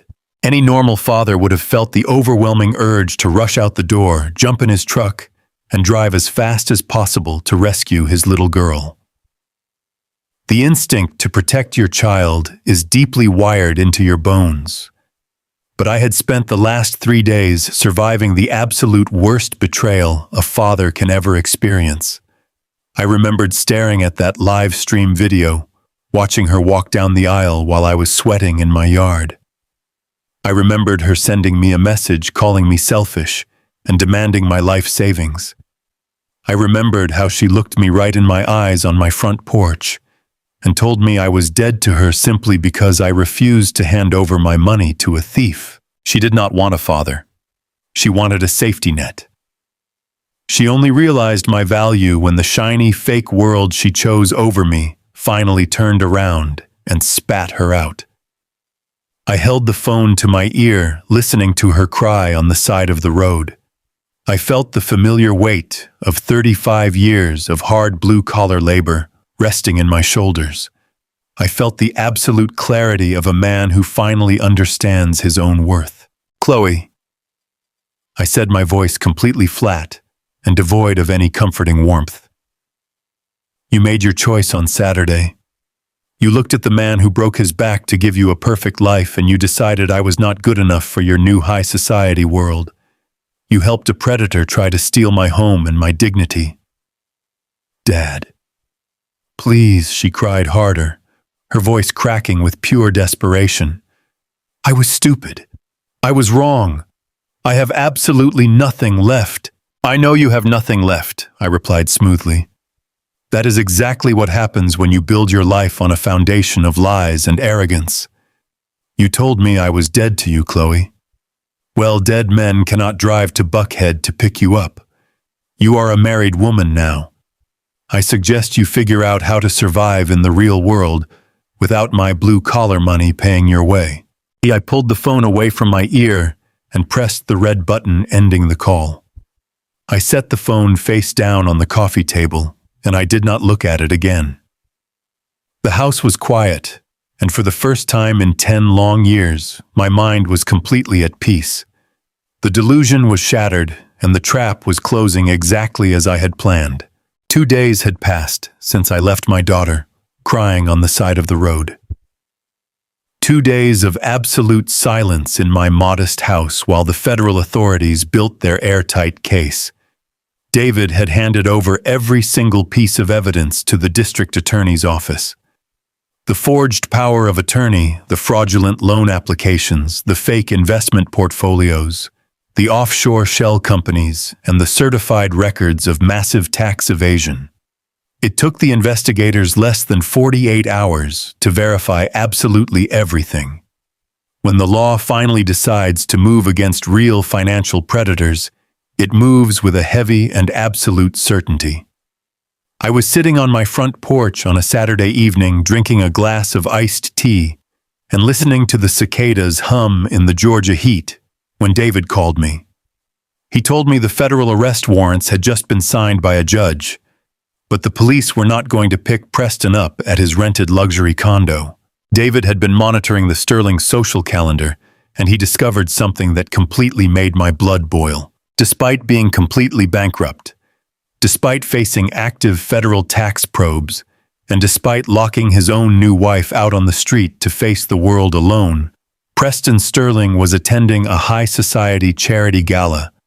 His parents, Richard and Brenda, were hosting the lavish event at the most exclusive country club in Buckhead. They were putting on their expensive custom tuxedos and designer gowns to sip imported champagne and collect donations for a charity they probably planned to quietly embezzle from. They were acting like absolutely nothing was wrong. They were parading around the wealthy districts of the city, pretending they were still the kings and queens of Atlanta, while my daughter was homeless and my life savings had almost been stolen by their greedy hands. I told David I wanted to be there. I needed to be there. I needed to look that arrogant boy directly in the eyes when his fake world completely collapsed around him. David spoke to the lead detectives on the case, and they agreed to let us accompany them. They knew my presence as the primary victim would prevent Preston from trying to spin another manipulative lie. I did not put on a suit for this occasion. I did not rent a tuxedo, and I definitely did not try to blend in with the Buckhead elite. I am a 62-year-old black man who spent 35 years of his life working double shifts on concrete logistics floors. I earned every single penny I have through honest, brutal sweat, and I was not going to disguise myself to make a room full of criminals feel comfortable. I put on my worn denim jeans, my scuffed brown leather work boots, and a simple plaid button-down shirt. I dressed exactly like the working-class blue-collar man that Preston and my daughter were so deeply ashamed of. I wanted them to see exactly who was bringing their untouchable empire down to the ground. When David and I pulled up to the country club in my rusted 1998 pickup truck, the parking lot was packed with shiny Bentleys and luxury sports cars. The grand entrance was lined with massive floral arrangements and glowing crystal chandeliers. I stepped out of my truck and met the two plainclothes detectives by the front steps. They were serious men with hard eyes who did not care about expensive zip codes or exclusive country club memberships. They showed their gold badges to the private security guards at the heavy oak doors, and we walked straight into the grand ballroom. The room was absolutely breathtaking in its fake opulence. There were hundreds of wealthy people clinking crystal glasses and laughing politely at terrible jokes. A live string quartet was playing smooth classical music in the corner. Women were dripping in diamonds, and men were smoking expensive cigars on the outdoor terrace overlooking the golf course. And right in the center of the room, holding court, like he was the absolute master of the universe, was Preston Sterling. He was wearing a custom-tailored black tuxedo, holding a glass of expensive champagne, and laughing loudly with a group of older, wealthy investors. He was flashing that same arrogant, charming smile he used to manipulate my daughter and isolate her from her family.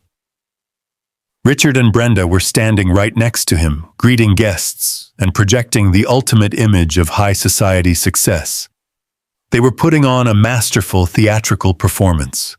They were drowning in toxic debt and facing decades in federal prison, but they were still trying to play the part of the untouchable elite. I started walking across the massive marble floor of the ballroom. I did not rush my pace. I took slow, steady steps, letting the heavy thud of my work boots echo clearly against the polished stone. David walked right beside me, and the two federal detectives flanked us on either side. As we moved deeper into the crowd, people began to stop talking. Wealthy guests turned their heads and stared at me. They looked at my faded jeans and my scuffed boots with expressions of absolute shock and undisguised disgust. I clearly did not belong in their pristine, exclusive world, and they wanted me gone. The quiet murmurs started spreading through the room like a wave of cold water. The string quartet noticed the sudden commotion, and the music slowly faded away until the massive ballroom was completely silent. The crowd parted like the Red Sea, clearing a direct path straight to the center of the room, where the Sterling family was standing. Richard saw me first. The polite fake smile instantly vanished from his face, and all the color completely drained from his cheeks. He recognized the two serious men standing next to me, and he knew instantly that his intimidation tactics from my front porch had entirely failed. Brenda dropped her champagne flute. The expensive crystal shattered loudly against the marble floor, but nobody in the room even flinched. Then Preston turned around. He looked at me in my working-class clothes, and his handsome face twisted into a mask of pure defensive rage. He thought I was just there to cause a scene and embarrass him in front of his wealthy friends. He thought he could still control the narrative and brush me off as a crazy old man. "What the hell are you doing here, Tom?" Preston demanded, his voice echoing sharply through the silent ballroom. His tone was loud and aggressive, purposely designed to make me look like an unstable intruder. "Security should have never let you in here. I told you I am done playing your pathetic games. You are completely obsessed with ruining my family just because you are a jealous, poor old man who cannot stand his own life. Someone call the guards and get this absolute trash out of here immediately." He looked around at his elite friends, expecting them to nod in agreement and support his outrage. But nobody moved. The entire room was completely frozen, watching the scene unfold with breathless anticipation. I did not raise my voice. I did not show a single ounce of anger. I just stood there with 35 years of honest hard work anchoring my feet firmly to the floor. "I am not here to play games, Preston," I said, my voice carrying a heavy, absolute calm. "I am here to watch you finally pay your debts." Preston let out a harsh, arrogant laugh. "Debts," he sneered, stepping forward and trying to look physically intimidating. "I do not have any debts to you. You are completely delusional. You are just a bitter old warehouse worker who cannot handle the fact that his daughter upgraded her life and left him in the dirt. You have absolutely no power here." That is when the lead detective stepped past me and walked directly up to Preston. The detective reached into his suit jacket and pulled out a thick, folded document. Preston Sterling, the detective, said, his voice booming with undeniable authority. "We have a federal warrant for your arrest. You are being charged with multiple counts of felony wire fraud, aggravated identity theft, and major bank fraud. We also have active warrants for Richard and Brenda Sterling for federal tax evasion and corporate embezzlement." The words hit the ballroom like a physical explosive. The wealthy guests collectively gasped and took several rapid steps backward, physically distancing themselves from the Sterling family as fast as humanly possible. The grand illusion was completely shattered. The high society mask was violently ripped away, revealing the desperate, ugly truth underneath. Preston stopped breathing. His arrogant, confident eyes widened in pure, absolute terror. He looked at the detective, and then he looked down at the warrant. He saw the official federal seals stamped on the paper. He realized in that exact fraction of a second that his entire life was completely over. There was no clever loophole. There was no expensive lawyer who could fix this problem. He had forged my signature to steal my life savings, and he had left an undeniable digital trail of evidence across state lines. The fake investment firm, the crushing private debts, the offshore accounts. It was all out in the open for the entire world to see. The detective pulled a pair of heavy steel handcuffs from his belt. "Please turn around and place your hands behind your back," the detective ordered. Preston did not try to fight or argue. His knees simply gave out. The man who had acted like he owned the entire city of Atlanta physically collapsed. He fell hard onto his knees, right there on the pristine marble floor, ruining his custom-tailored tuxedo trousers. He dropped his head and began to sob heavily. He did not cry like a strong man facing his consequences. He cried like a terrified child who had finally been caught in a lie. He looked up at me from his knees, and the sheer desperation in his face was absolutely pathetic. "Tom, please," he begged, tears streaming down his cheeks and ruining his perfect, polished image. "Please, you have to stop this right now. I am so incredibly sorry. I was desperate. I owe so much money to dangerous people, and I did not know what else to do to save myself. Please tell them to drop the charges. I will do anything you want me to do. I will sign the divorce papers tonight. I will stay away from Chloe forever and never speak to her again. Just please do not let them put me in federal prison. I am begging you, Tom. Have some mercy on me." I looked down at the boy who had intentionally isolated my only daughter, manipulated her fragile mind, and tried to steal the home I built with my own 2 hands. I looked at the boy who had laughed at my blue-collar background and treated me like a dirty secret at his own lavish wedding. I felt absolutely zero mercy in my heart. "You made your choices, Preston," I said, keeping my voice completely steady and cold. "You decided that my lifetime of hard, honest work was just a convenient bank account for you to drain. You thought you could step on me because I wear denim jeans and work boots instead of a silk suit. You thought you were untouchable. Well, you were wrong." I took a slow step closer to him, looking down deeply into his terrified, weeping eyes. "You did not want my blue-collar vibe at your wedding," I told him clearly, making sure every single person in that silent, breathtaking ballroom heard my words. "Let us see how you like the vibe in a federal cell." The detective grabbed Preston by the arms and hauled him roughly to his feet. Preston cried out loudly, practically dragging his expensive shoes as they pulled his arms behind his back and clamped the cold steel cuffs tightly around his wrists. The sharp, metallic clicking sound echoed beautifully across the massive room. At the exact same time, the other detective moved toward Richard and Brenda. Richard was completely frozen in shock, staring blankly at the floor, while Brenda wailed hysterically, screaming for her lawyers as the officers handcuffed them both.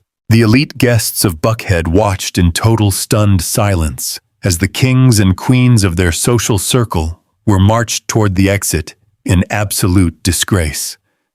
Their entire fake empire had crumbled to dust in a matter of minutes. I stood there in the center of the grand ballroom, wearing my scuffed brown boots and my plaid shirt, holding my head high. I watched them lead Preston out the grand front doors and shove him aggressively into the back of a waiting police cruiser. The flashing red and blue lights illuminated the country club parking lot, reflecting brightly off the expensive sports cars. I felt a deep, powerful sense of absolute peace settle heavily over my tired shoulders. Justice had finally been served, and my foundation was completely secure. The federal justice system does not care about your zip code once the heavy steel handcuffs click shut. For the next week, the local Atlanta news stations talked about absolutely nothing else. The Sterling family empire was completely dismantled piece by piece on live television. I sat in my quiet living room drinking my black coffee and watching the glamorous facade of high society burn straight to the ground. Preston was denied bail.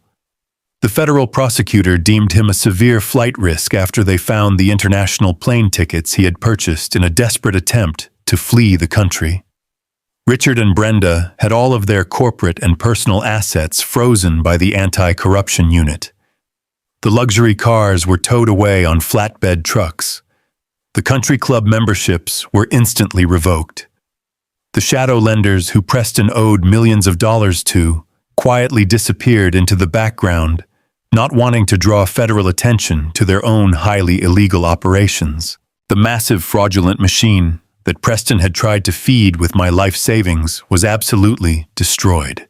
And in the middle of all that spectacular chaos, my modest neighborhood remained perfectly quiet. The heavy Georgia heat settled over the asphalt, and the cicadas buzzed in the old oak trees. I went back to my daily routine. I woke up at 5 in the morning. I tended to my small garden in the backyard. I swept the front porch. I tried to find the peace that had been stolen from me ever since the day my daughter decided she was too good for the blue-collar man who raised her. But a father knows that true peace never really comes when your child is out there wandering in the dark. It was a Tuesday afternoon when the harsh reality of the situation finally arrived at my front door. I was sitting at the kitchen table organizing some old utility bills when I heard the low rumble of a car engine stopping in front of my house. It was not a sleek black Porsche. It was a dented yellow taxicab. I stood up and walked to the front window, pulling the thin curtain back just enough to see the street.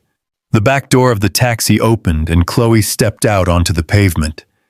She did not look like the radiant, arrogant bride who had banished me from her wedding. She did not look like the high society wife who had glared at me with absolute hatred just a few days ago. She looked completely broken.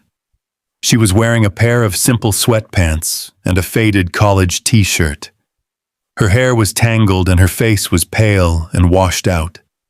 She was dragging a single large rolling suitcase behind her. It was the exact same suitcase I had bought for her when she left for her freshman year of college. The sight of it sent a sharp, painful ache straight through my chest. She paid the driver with crumpled cash and turned to face my house. She stood at the end of my cracked concrete driveway for a very long time, just staring at the front door. I could see her shoulders shaking as she cried. She was stripped of all the fake glamour, all the expensive designer labels, and all the toxic arrogance that Preston had fed her.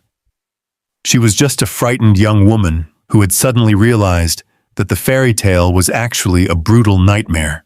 I opened the front door and stepped out onto the porch before she even had a chance to walk up the pathway. The hot afternoon air wrapped around us as we stood there looking at each other in total silence. "Dad," she whispered.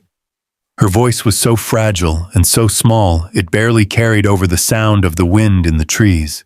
I did not rush down the steps to embrace her. I did not throw my arms around her and tell her everything was going to be perfectly fine. 35 years of breaking my back in the logistics industry taught me that you cannot fix a collapsed foundation with a quick coat of paint. You have to dig deep into the dirt and do the hard work.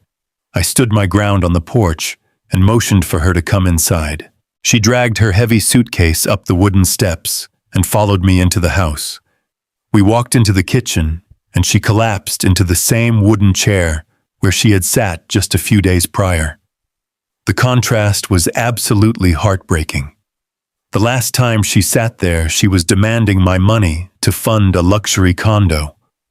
Now she was sitting there, burying her face in her hands and sobbing so hard she could barely breathe. I poured a glass of cold water and set it on the table in front of her. I sat down in my chair and waited for the storm to pass. I let her cry.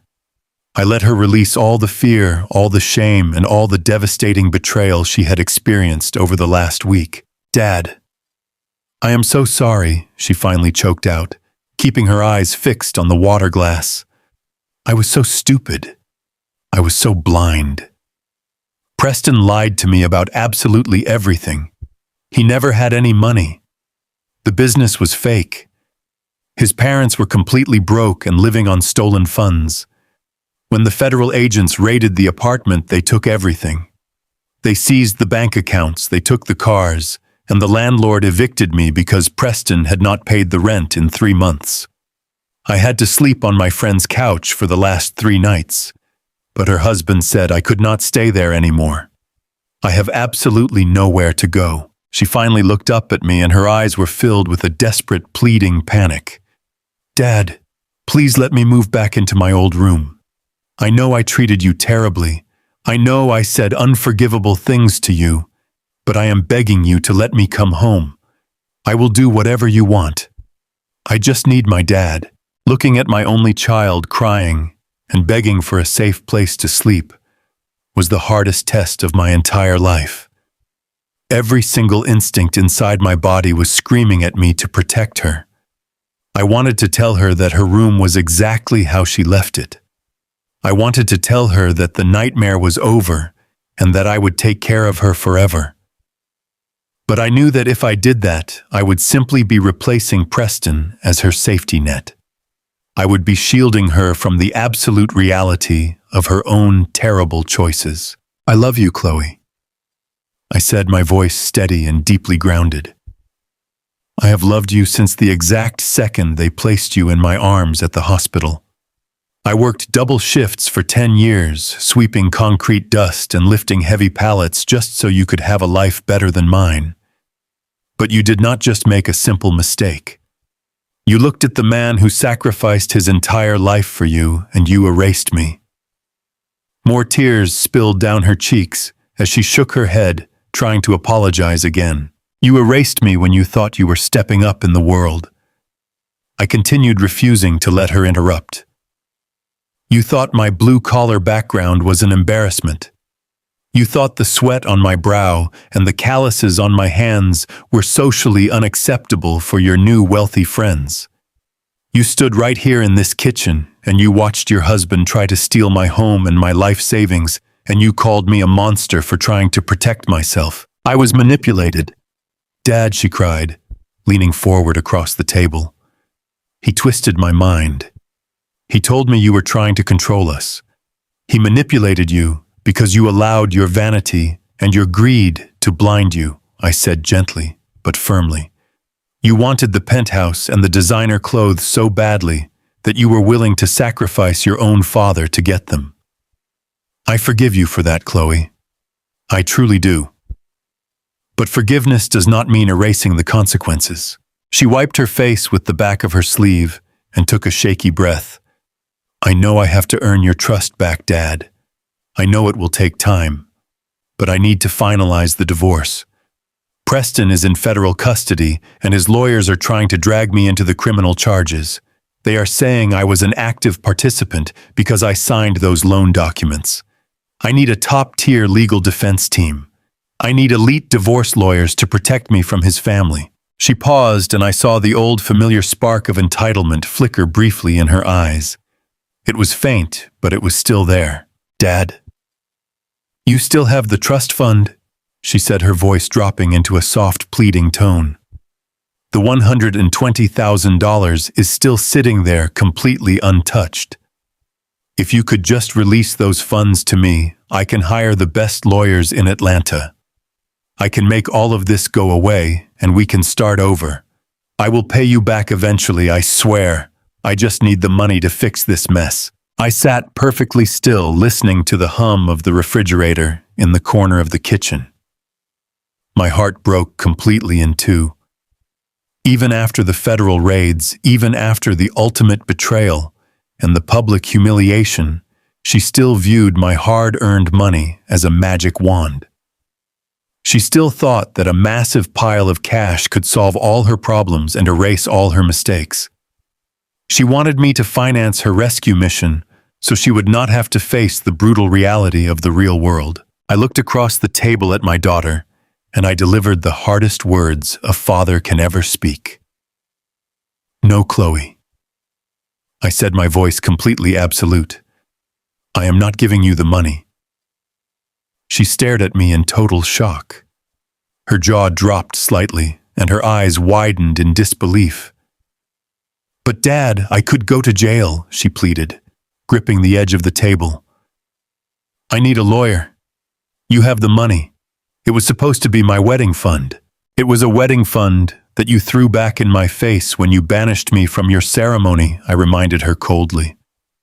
"That money represents a decade of my blood and my sweat. I love you, but I will not finance your mistakes. I will not write a check to shield you from the consequences of marrying a criminal. You do not need an elite high society lawyer to prove you were manipulated. You need a public defender, and you need to tell the absolute truth to the federal investigators." "But where am I supposed to go?" she cried, her voice rising in panic. "How am I supposed to survive?"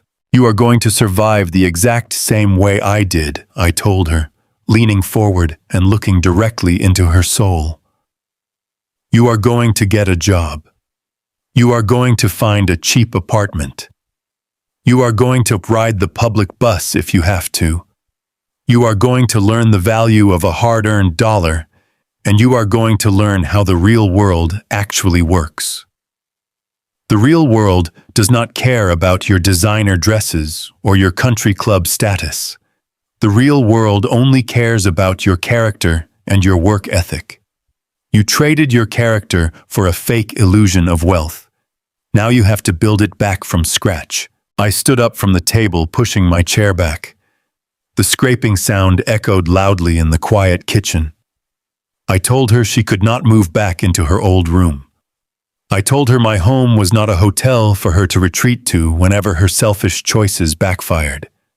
I told her I would always be here to give her advice, to listen to her struggles, and to love her unconditionally. But I would never again be her financial doormat. Chloe sat there for a long time. The tears stopped falling. The panic slowly drained out of her face, replaced by a profound and devastating realization. She finally understood that I was not bluffing.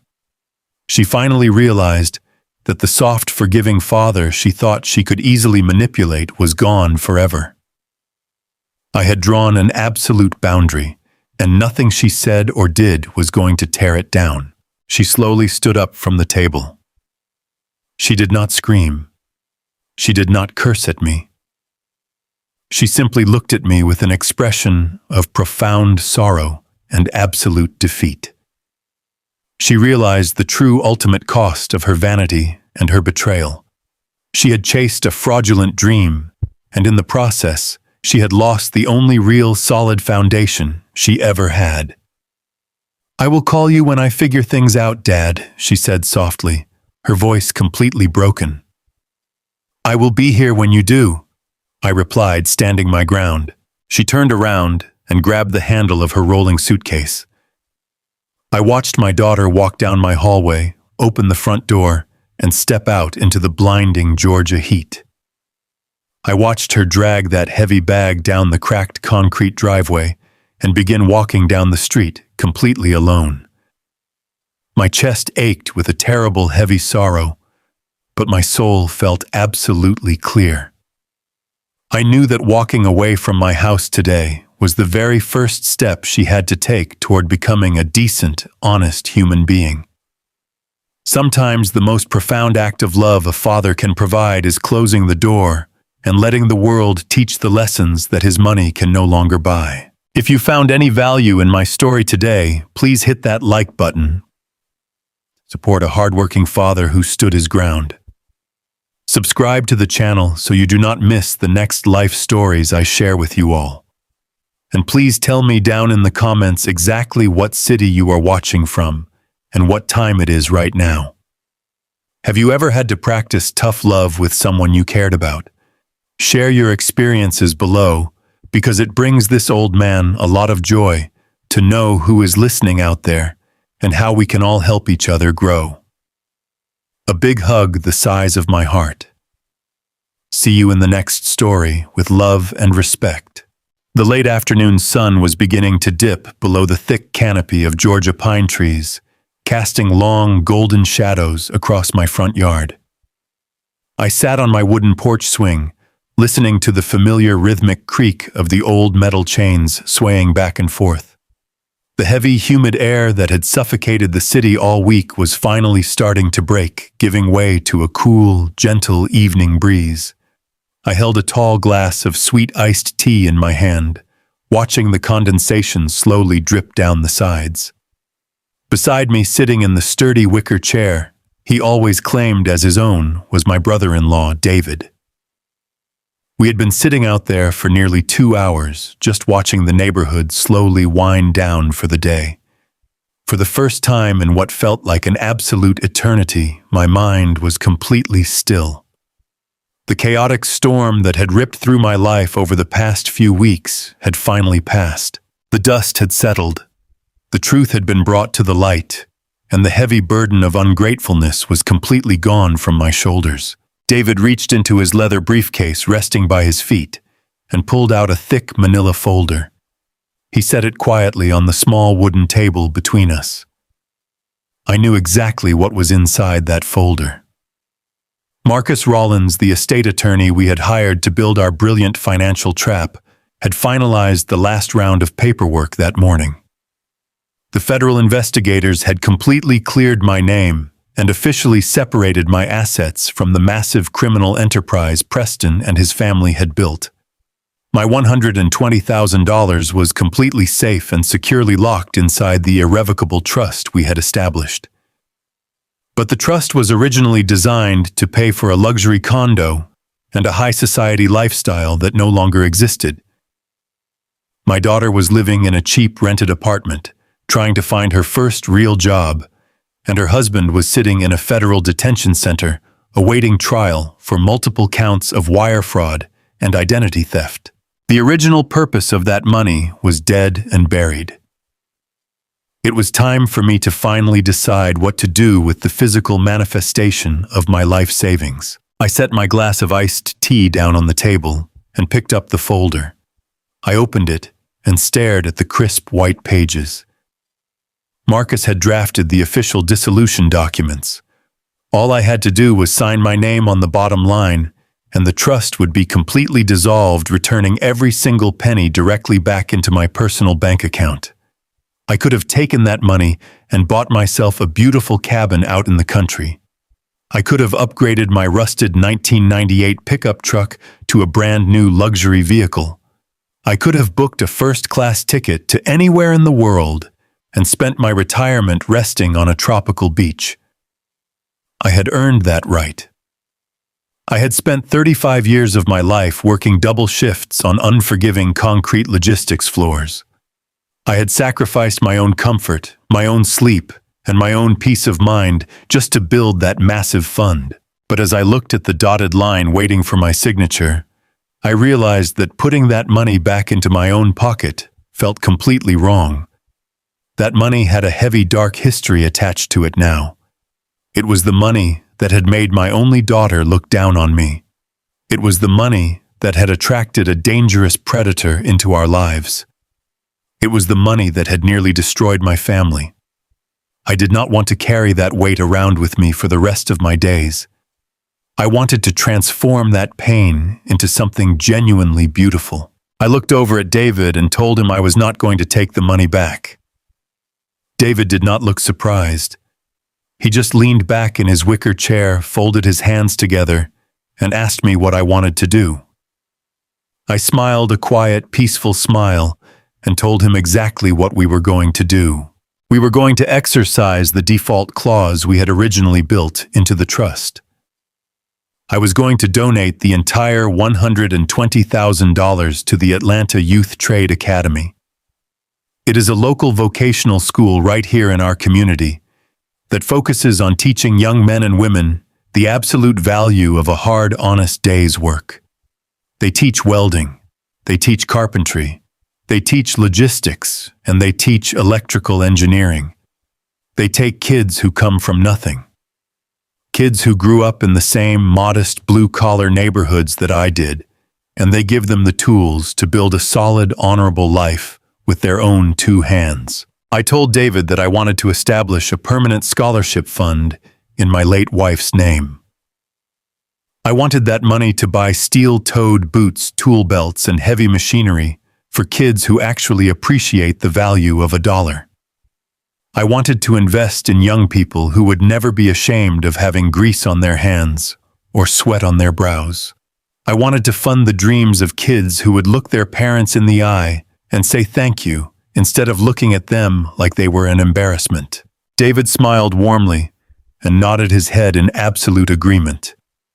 He told me it was the best financial decision I had ever made in my entire life.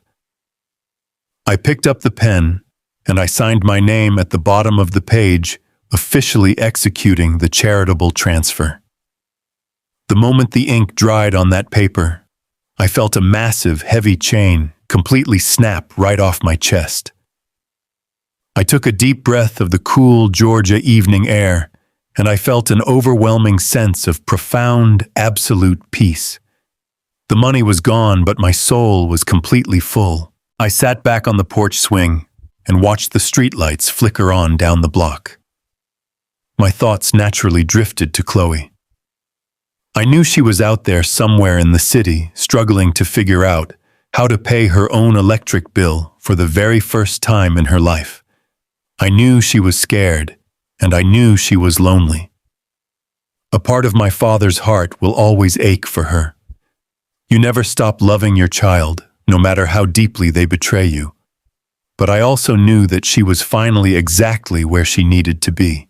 As I sat there reflecting on the past 30 years, I realized a very harsh and brutal truth about parenting. Sometimes out of pure, absolute love, we build a massive golden pedestal for our children. We work ourselves straight to the bone. We wear holes in our own shoes so they can walk around in designer sneakers. We skip our own meals so they can eat at the finest tables. We absorb all the pain, all the stress, and all the brutal harshness of the world acting as a human shield so they never have to feel the sting of struggle. We build that golden pedestal higher and higher, hoping it will give them a better view of the world.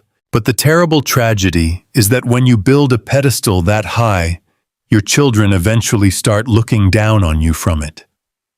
They forget the calloused hands that mixed the concrete. They forget the aching back that carried the heavy stones.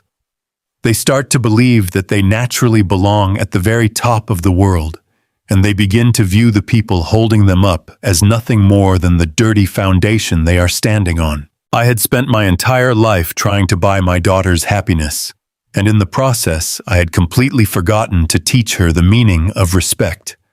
I realized too late that true, genuine love requires incredibly hard boundaries. You cannot buy your children's character. You cannot shield them from the consequences of their own arrogance and expect them to grow into humble, decent human beings. Love without boundaries is not actually love at all. It is just funding your own disrespect. I had to let Chloe lose everything so she could finally figure out what was actually real. I had to let her hit absolute rock bottom so she could learn how to stand up on her own 2 feet without using my bank account as a crutch. I do not know if she will ever fully understand why I had to close my door that day. I do not know if we will ever be able to sit at the same kitchen table and share a cup of coffee like we used to. Rebuilding a shattered relationship takes years of hard, honest work, and the foundation has to be poured completely fresh. But I do know that for the first time in her adult life, she is finally living in reality. She is finally learning the lessons that my money could never teach her.